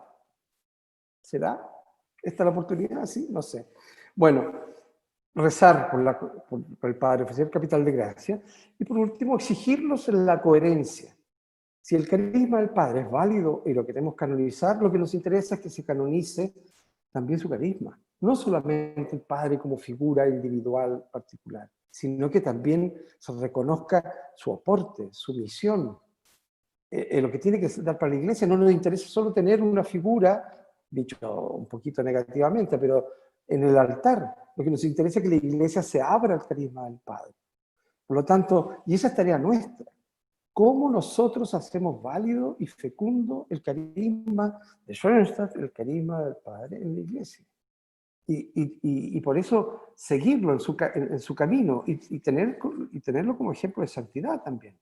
Y con esto sí que termino, ya la última frase casi. Tenemos varios santos schoenstattianos que ya están en Roma, van más adelantados que el Padre. Tenemos a 3 beatos, sobre todo Karl Leisner, ya es beato. y murió mártir en el campo de concentración, y otros 2 mártires del campo de concentración, que eran sacerdotes de Schoenstatt. Uno había hecho la alianza y la otra lo iba a hacer. Tenemos 2 personas declaradas venerables, la hermana María Emilia y María Iriar. Tenemos a José Engling, que también próximamente va a ser declarado venerable, probablemente, fundador de Schoenstatt. Tenemos al padre Reinich, bueno, antes don Joao Pozzobon, que también va avanzando bastante bien, y ahora el padre Reinich.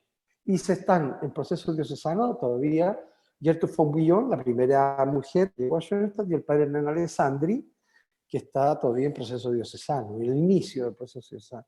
Todos ellos se declaran discípulos del Padre. Todos ellos dicen que al identificarse con Schoenstatt han hecho un camino de vida que los conduce a la santidad. Yo creo que ellos le están preparando el camino al Padre y están mostrando que la espiritualidad y la pedagogía de Schoenstatt es un camino de santidad y para todos, para personas consagradas, para sacerdotes, para mujeres, para laicos en medio del mundo, para jóvenes, porque si ustedes revisan, para padres de familia, son las distintas vocaciones, ¿no? Y cada uno de nosotros, de alguna manera, tendría que aspirar a que, como schoenstattiano, también algún día a mí me puedan tomar como ejemplo, porque yo he seguido, ¿no es cierto?, el camino del Padre. Bueno, perdónenme, era el miedo que yo tenía, que me podía alargar mucho, pero si han tenido paciencia y si hay preguntas todavía, con mucho gusto. Bueno, muchísimas gracias, padre. Qué alegría poder escucharlo. Sí hay varias preguntas y se las voy a compartir. Ya. Vamos a hacerla en bloques. He tratado de agruparlas para no confundirnos. Ya, muy bien.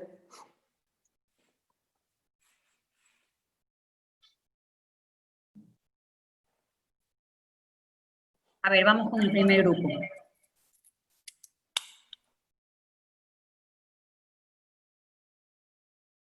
Los documentos que estaban antes clasificados y que la investigadora alemana Alexandra von Teufenbach hace referencia y que fueron, ¿cuál es el apellido, padre?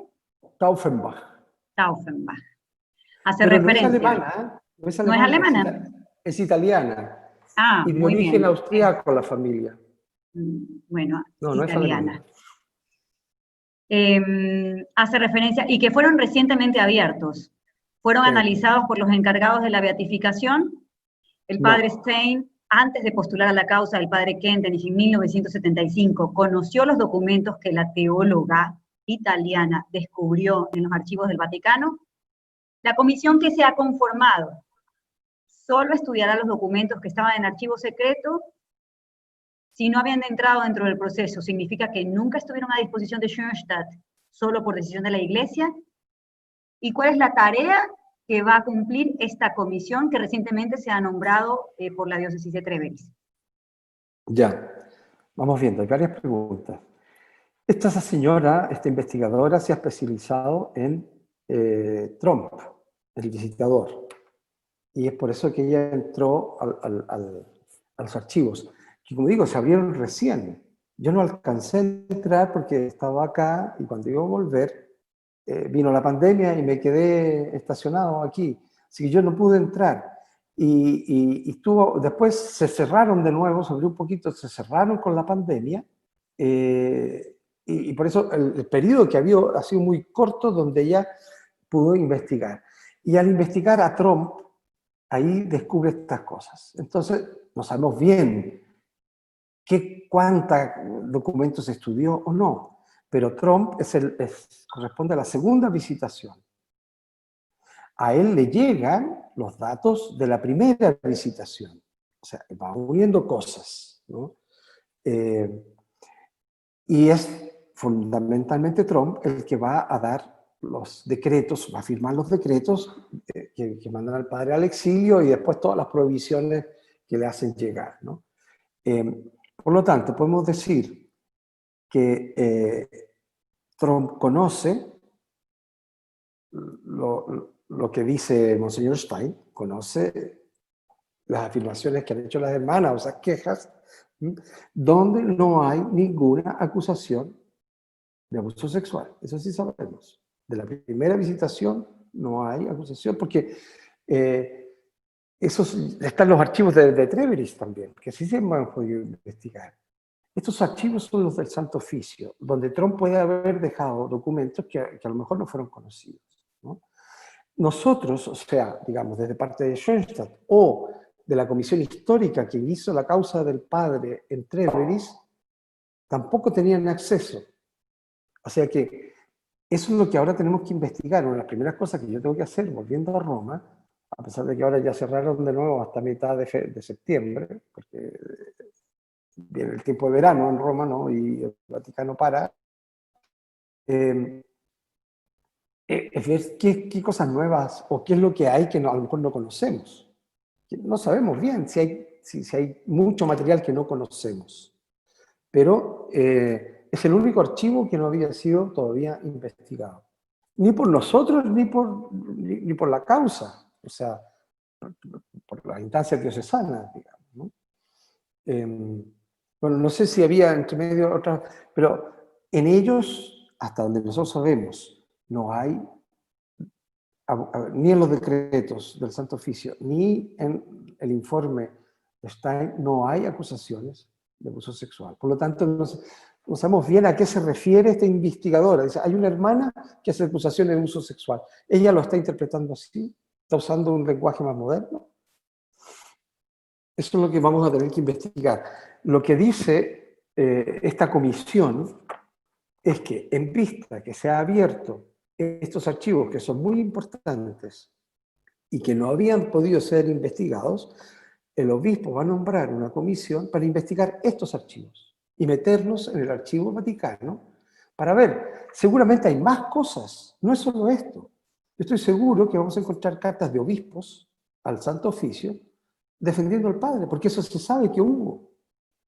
Y que decían lo que estaban haciendo el padre Kentenich era una injusticia, o que defendían.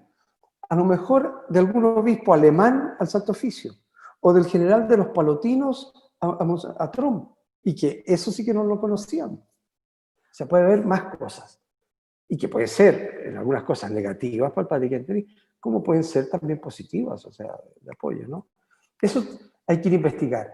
¿Qué documentos vio esta señora y qué es lo que ella maneja? Tendrán que explicarnos después, porque hay muchos también. O sea, los archivos deben ser cantidad de carpetas, o sea, sí. Pero bueno, vamos a ver. No sé si Bien, respondí padre. todas las preguntas Sí, están puestas, están ¿no? muy bien respondidas. Uno de los fuertes argumentos de la defensa que el Presidio General ha realizado sobre el padre Kentenich es que su proceso habría recibido el nihil obstat de parte de la Congregación para la Doctrina de la Fe en el proceso de beatificación abierto en 1975.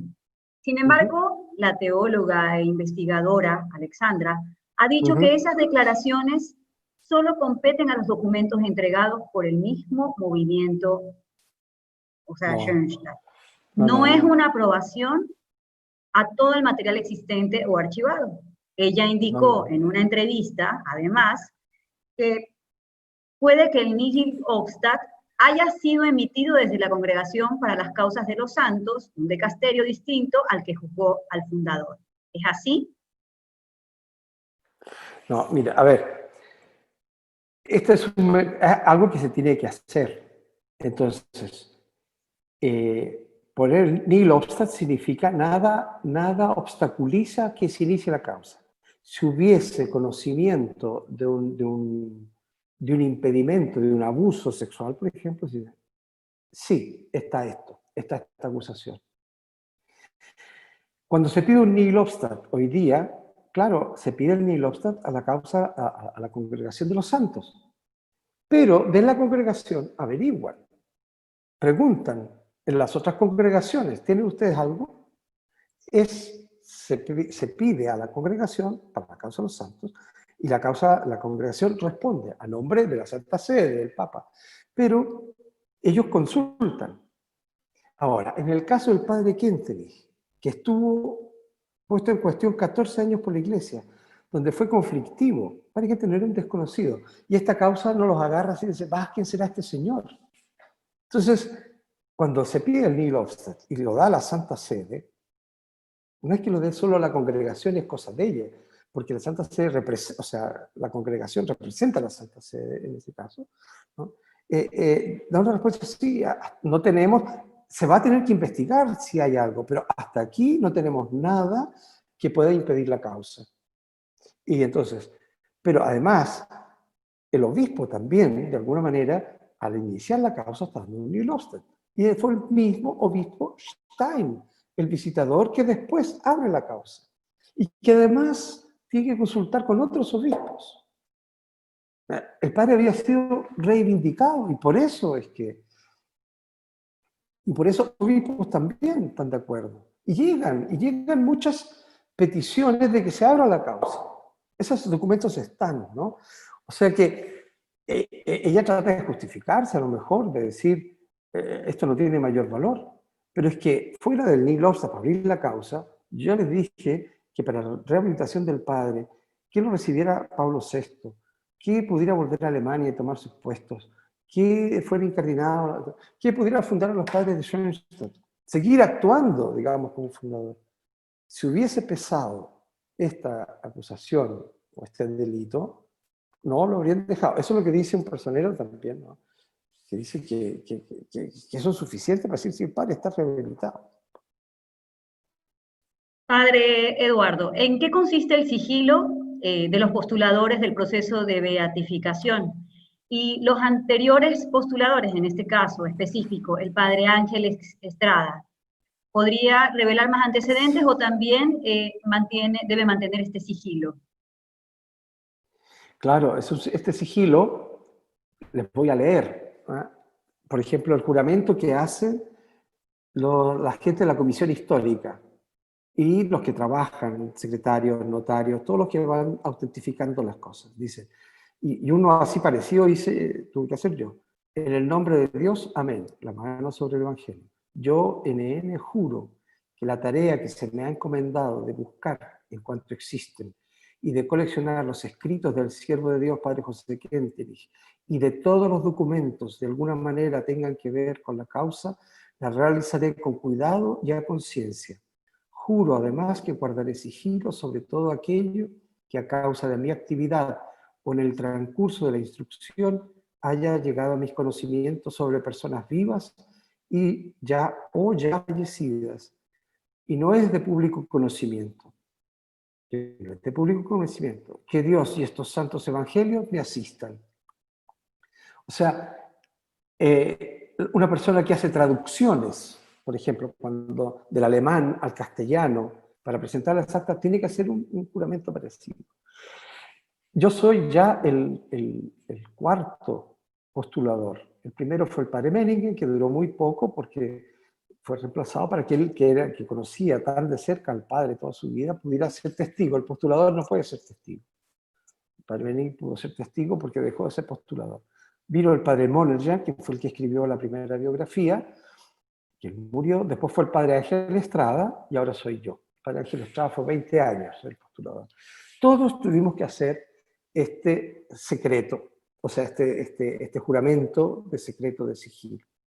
Y yo, bueno, con quien tengo contacto, el padre vivo, por supuesto que él lo observa. Y él en esto es muy puntilloso, digamos. Yo tengo que cuidarme porque uno se da ni cuenta y estaré contando de más, pero es que es serio, porque todo esto podría afectar el proceso, ¿no?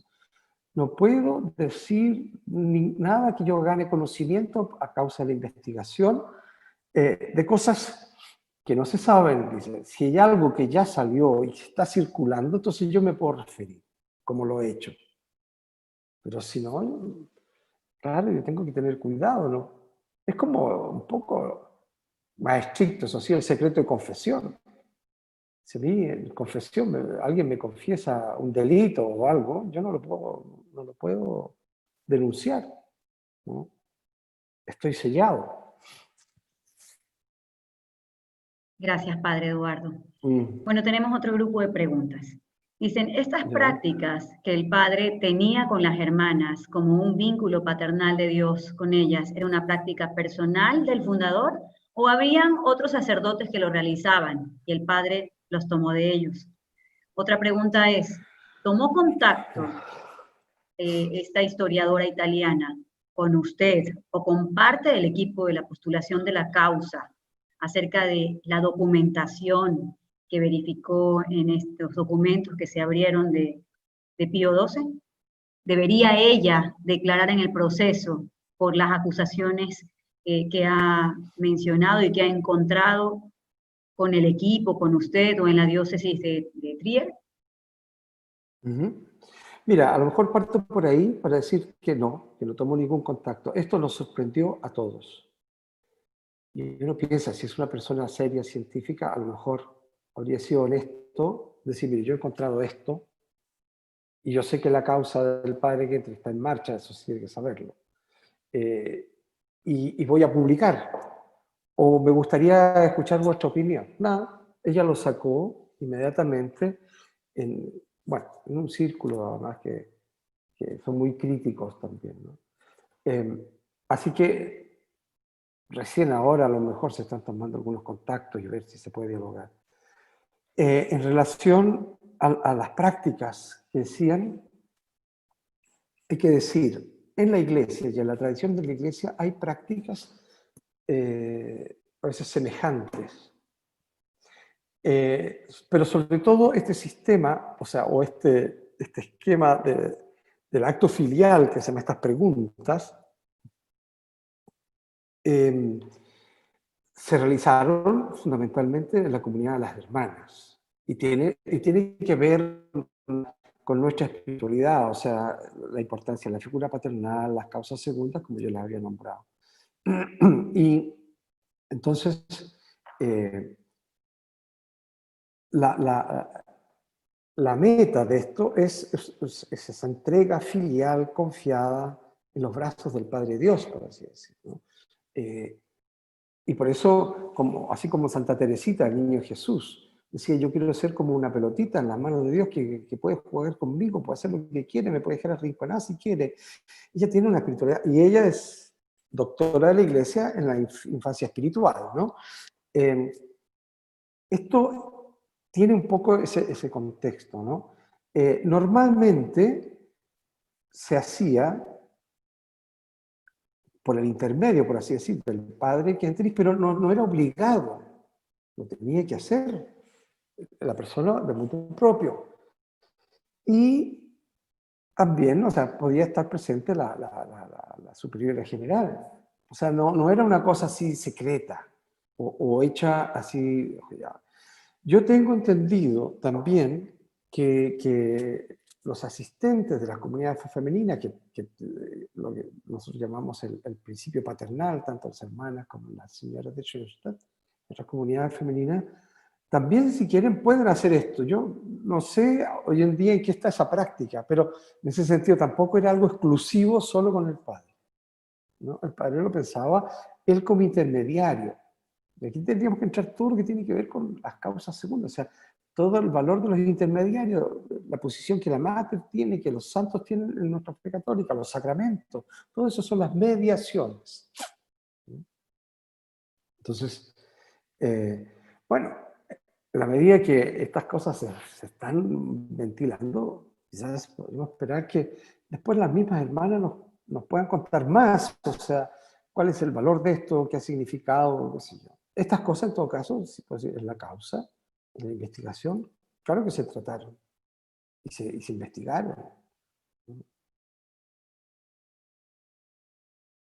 Continuamos, padre, con el grupo de preguntas.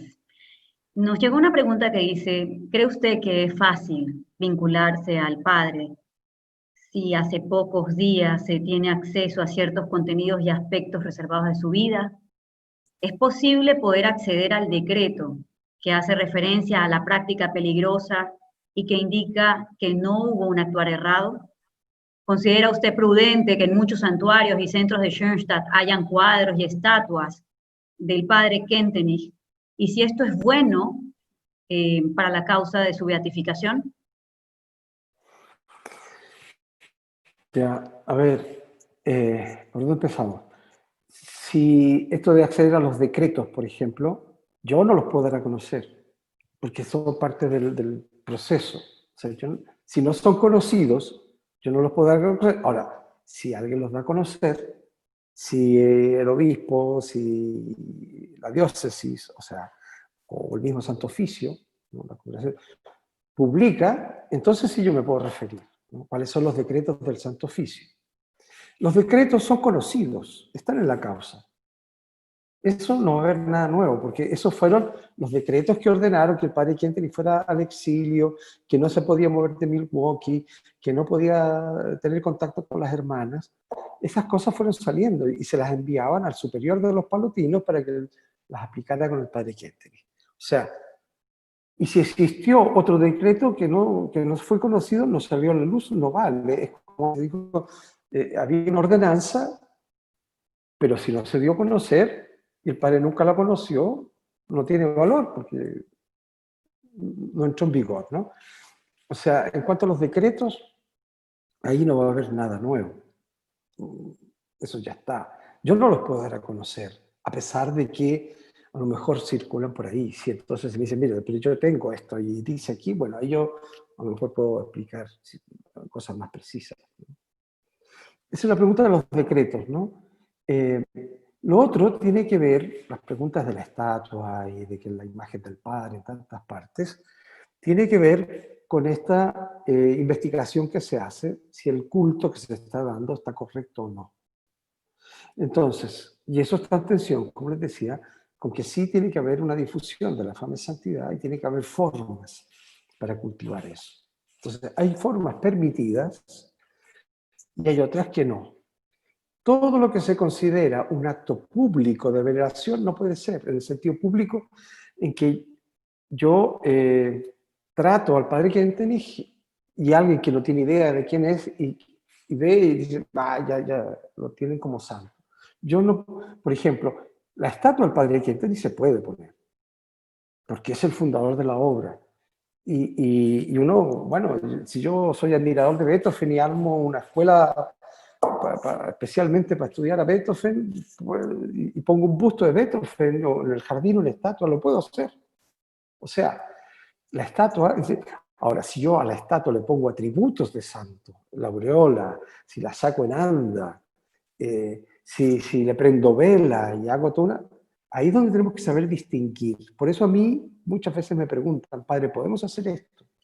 A mí me han preguntado, por ejemplo, hay una sala grande, un galpón, donde se celebran misas y donde se dan charlas también, ¿no? Existe en muchas partes, una especie, no es propiamente una iglesia, pero ahí hay una parte donde hay un altar estable, donde se celebra misa normalmente, y poner un cuadro de la Mater, de la Virgen, al fondo. Y le quieren poner, me preguntaron, le quieren poner un cuadro al lado. Entonces yo digo, no corresponde, porque eso parece un ámbito litúrgico. Si tú lo pones ahí, da la impresión de que estás venerando a un santo. Puedes poner a San Vicente Malotti, puedes poner a San José, pero al Padre sí se puede poner, pero al lado. No en el ámbito litúrgico. Si yo quiero tener una foto del Padre en mi casa, tengo toda la libertad. Eso es culto o ámbito privado. Incluso si yo tengo un santuario hogar y yo rezo y pongo la foto del Padre en el santuario hogar, eso entra en el ámbito privado. Porque no lo estoy santificando, pero por ejemplo, les pongo un ejemplo. Tiempo atrás se había sacado una medalla a la Mater en que tenía por un lado la imagen de la Mater y por otro lado la imagen del Padre. Esa medalla se dijo mejor que no, porque da la impresión como si ya se le estuviera venerando, y sobre todo si se vende a quien quiera, entonces ya no es uso privado. Entonces, claro, una persona tiene todo el derecho de llevar en una medallita la foto de su marido, o de su papá, o de sus hijos. Es privado. Pero yo no la puedo poner o hacer una medalla para repartirse a toda la gente, porque entonces, ¿por qué? Porque son santos. Fíjate, ahí está como el criterio cuando yo estoy haciendo algo en que estoy dando acción de que ya está canonizado, de que la iglesia lo canonizó, y eso yo no me puedo adelantar, o cuando es algo que es posible. Si yo quiero tener una foto del Padre y la quiero llevar conmigo, Y cuando hacemos en símbolos más comunes, ¿no? en el ámbito del santuario, tiene que quedar muy claro que no se haga una veneración que se le debe a los santos. Incluso me han preguntado a veces si se puede poner un cartel, por ejemplo, al lado del santuario, con la foto del padre anunciando que se van a dar unas charlas para dar a conocer la historia del padre. Digo, sí, porque si una persona da una charla, incluso puede poner la foto, bueno, como pusieron la mía ahí anunciando esta charla, ¿no? Claro, eso no me está canonizando. Pero si yo lo pongo en el altar del santuario, al lado de San Pablo y San Pedro, que están ahí, o qué sé yo, eso no puedo hacer, ¿no?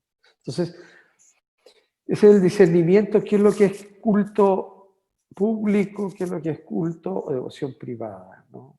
Y hay ciertas orientaciones. Y como digo, en el caso del padre se hizo esa investigación y se dio luz verde, diciendo no se puede celebrar la misa en la tumba del padre. O no lo puedo representar yo en una iglesia, en un vitral, como si ya fuera un santo al lado de la cruz, por ejemplo, ¿no? Bueno, no sé si se me escapa alguna parte de la pregunta, porque eran como 3 preguntas, ¿no? Está muy bien, padre, está muy bien respondido. Hablan de la epístola Perlonga, que de hecho es un correo que acaba de llegar. ¿Cuál ha sido el carácter de la misma en resumen? Y si de alguna manera ha contribuido de manera positiva esta epístola al proceso de canonización del padre. Claro, mira, a ver, habría que decir, a mí me acaba de avisar que se me acaba la batería ya, me queda poquito. La epístola Perlonga toma muchos temas. Habla de la infancia espiritual, habla de la importancia de las causas segundas, de la figura paternal, habla del sentido, cómo se entiende en Schoenstatt la obediencia, porque esa era otra de las cosas que estaba también puesta en cuestión, ¿no? Son temas de este tipo, que hablan de la pedagogía del padre, el pensar orgánico, etc., ¿no? Lo que a los obispos les cayó mal fue sobre todo el lenguaje, el que parecía una crítica y una rebeldía, y reaccionaron un poco a eso. Y porque no se quería aceptar la crítica que hacía el obispo a las prácticas pedagógicas, ¿no? Ahora, efectos positivos. Bueno, los que lo hemos estudiado en Schoenstatt nos permite entender mejor por qué se juzgó el padre, ¿no? Y hay gente que la ha leído fuera de Schoenstatt y que lo encuentran, que aquí hay una reflexión estupenda, que algún día tiene que conocerse. Lo que pasa es que mucho tiempo habían personas vivas todavía, el mismo obispo Stein, ¿no? Y entonces, y como era fuerte su crítica, se trató con reserva, pero los institutos y las federaciones tienen acceso, y bueno, ya está circulando, así que ojalá se pueda hacer una edición donde tenga buenas explicaciones también, porque no es fácil leerla porque es denso. Pero yo sé de gente, a mí me la pidió y yo se la entregué privadamente, alguien de otro movimiento, un dirigente de otro movimiento, me dijo, a mí me interesa conocer esto, porque se sabe que es un documento importante. Yo creo que va a tener trascendencia después, cuando se logre publicar, ¿no?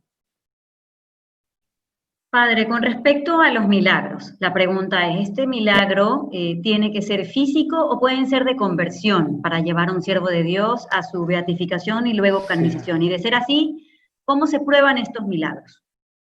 Claro. No, tiene que ser un milagro físico.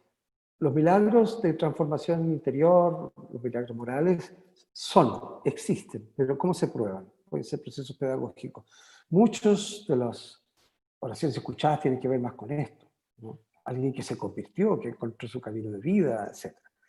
Pero eso no se puede probar. Tiene que ser un milagro físico, es decir, un acontecimiento que contradice las leyes de la naturaleza, algo que no se puede explicar de manera científica. O sea que la única explicación es decir, aquí hay algo, una intervención sobrenatural. Algo que no tiene explicación, ni siquiera que decir, mira, en un 2%, en un 1% puede que pase esto. No, si ya hay un porcentaje de alguna curación, por ejemplo, que se puede producir, no, tiene que ser algo absolutamente extraordinario.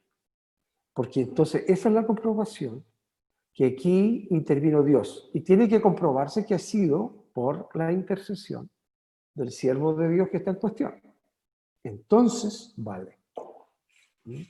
Entonces, aquí es la confirmación de Dios. Aquí está el dedo de Dios. Así que por ahora no se aceptan los milagros de tipo moral, que son muchísimos, y hay que decir, en Schoenstatt no es nuestra especialidad los milagros físicos. Los milagros morales más. Pero bueno, nuestros santos van a tener que hacer milagros si quieren estar en los altares. Y nosotros tenemos que pedirle que los hagan. Bueno. Y vamos a conseguir ese milagro, Padre Eduardo. Bueno, oye, una última pregunta, Padre, no queremos que se quede sin batería y con eso cerramos. Sabemos que han llegado sí. más preguntas, pero lamentablemente no podemos atenderlas todas y bueno, vamos a ir viendo. Creo que no va a ser esta la única charla, Padre, así que podríamos programar más adelante otras. ¿Qué falta para que el proceso diocesano pase a Roma? Que sabemos que está en fase diocesana el proceso del Padre. ¿Qué pasa para que pase a la siguiente fase, que es Roma? Claro. Mira, yo creo que una vez que esta comisión histórica investigue, este último archivo que se ha abierto, el obispo va a decir, bueno, ahora está completa la investigación y podemos cerrar la fase. Así que, en ese sentido, es una buena noticia, porque hasta ahora no teníamos acceso a este archivo. Entonces, bueno, ahora, ojalá que esto sea... Ahora, puede ser que esta investigación lleve un tiempo, meses, años, no sé, porque según el volumen de lo que haya en estos archivos. Pero una vez que eso esté completo, se va a poder decir, bueno, ya tenemos toda la investigación, toda la documentación. Muy bien. Bueno, querido Padre, nosotros estamos muy agradecidos realmente. Esta charla ha sido extraordinaria. Quiero hacerle llegar los saludos que han enviado nuestros hermanos de Alianza, la familia de Chile, de México, de Paraguay, de Costa Rica también, bueno, que es su casa, su segunda familia, la ha acogido todo este tiempo. Y antes de terminar y hacer nuestra oración final y recibir su bendición, me gustaría compartirles la iniciativa que hoy día lanza el Secretariado del Padre Kentenich. Y pedimos a la familia, a todos los laicos principalmente, quienes no tuvimos esa fortuna de conocer al Padre, vivir y experimentar este intercambio de corazones con Él de manera física, presencial, de poderlo ver y que esa mirada haya sido, así como todos la comentan, que ha sido muy transformadora. Queremos invitarlos a que nos den su testimonio, ese testimonio que han experimentado con el Padre ahora en esta presencia, en su presencia espiritual que nos acoge, y queremos compartirlos con los demás. Entonces, si tienen testimonios que son abiertos, que quieren compartir con la familia, que podemos compartirlos en redes, hacer videos cortos, los invitamos a que ingresen a este enlace, bit.ly/testimonios.pjk. Igual esta información va a estar circulando en redes, también va a ser información que vamos a compartir los secretariados del Padre. Y bueno, recordemos que esto es muy importante para el proceso de canonización, porque lo que hace es comprobar la fama de santidad del Padre que sus hijos, nosotros, los cristianos, estamos completamente seguros. Estamos agradecidos de esta charla, ha dado y ha despejado muchísimas dudas. Gracias al secretariado del Padre Kentenich en Ecuador, a nuestra querida hermana Monse por toda su entrega en el secretariado. Y Padre, a usted por su compañía, rezamos mucho, la acompañamos con nuestra oración en este proceso de beatificación. También hacemos nuestra contribución al capital de gracia por toda su entrega. Lo tenemos muy presente y bueno, cuente con nuestras oraciones siempre. Antes de cerrar ya se movió, Padre, porque se va a quedar sin batería. Sí, porque tuve que enchufar de nuevo el aparato, si no iba a desaparecer. Gracias a Dios. No estaba tan lejos, Padre. No, lo que pasa es que, claro, el enchufe no me daba, pero bueno, sí. Claro. Cambiar de escenario, pero en fin, me traje la mate. Qué bueno, muchísimas gracias, Padre, por darnos esa visión global, esa visión de conjunto. Me pareció muy bueno, importante que usted como apostulador dé esa visión global y que nos clarifique también lo puntual de estos anuncios, ¿no, verdad?, en la prensa, que nos ha causado tanto asombro y un poquito también de confusión. Le agradecemos profundamente, cuente con nuestra oración en todo este proceso. Estamos nosotros aquí, subidas al carro, por así decir, y acompañando todo lo que se pueda en todo este proceso, y confiamos también en la esperanza, nos unimos a la esperanza de que esto signifique una catapulta pronta para que el Padre realmente pueda ser beatificado. Queremos terminar rezando la oración de canonización de nuestro Padre Fundador. Por eso decimos: Padre eterno, por amor a ti y a tu Santa Iglesia, nuestro Padre Fundador, procuró cumplir siempre con tu voluntad y conducir a los hombres hacia ti, en la confianza de que tú lo escuchas en forma especial. Te ruego me concedas lo que Él te pide en favor mío. El proceso de canonización avance. La unidad de la familia. Eso. Y el acompañamiento de nuestro Padre Eduardo en este largo proceso, para que siempre estemos unidos a Él en corazón y espíritu. Por la intercesión de María, la Madre Reina y victoriosa, 3 veces admirable de Schoenstatt, te ruego le regales pronto la gracia de su canonización y así pueda colaborar aún más fecundamente en la obra de tu Hijo Jesús, para la gloria tuya. Amén. Amén. Ahora sí, Padre, su bendición. Muy bien. Queremos implorar la bendición de Dios, entonces, para todos los que nos hemos encontrado en esta noche y para nuestra familia de Schoenstatt.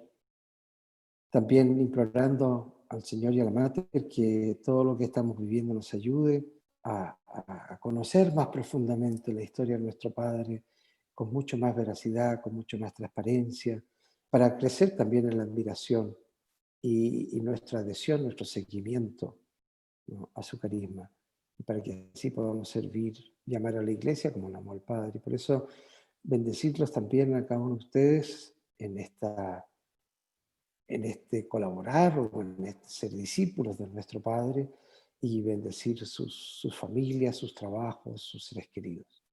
La bendición del Dios fiel y lleno de amor, del Padre, del Hijo y del Espíritu Santo. Amén. Muy bien. Muchas gracias, Padre Eduardo. Le deseamos un feliz retorno a Roma, así que seguimos en comunicación, en contacto y unidos en oración. Muchas gracias. Uniendo nuestras fuerzas, Padre. Muy bien, muy bien. Muchas bendiciones. Feliz noche y muchísimas gracias a todos por acompañarnos en esta charla. A todos. Ok, muy bien. Nos invitamos a compartir también esta charla del Padre Eduardo. Que estén muy bien y feliz noche con todos. Adiós.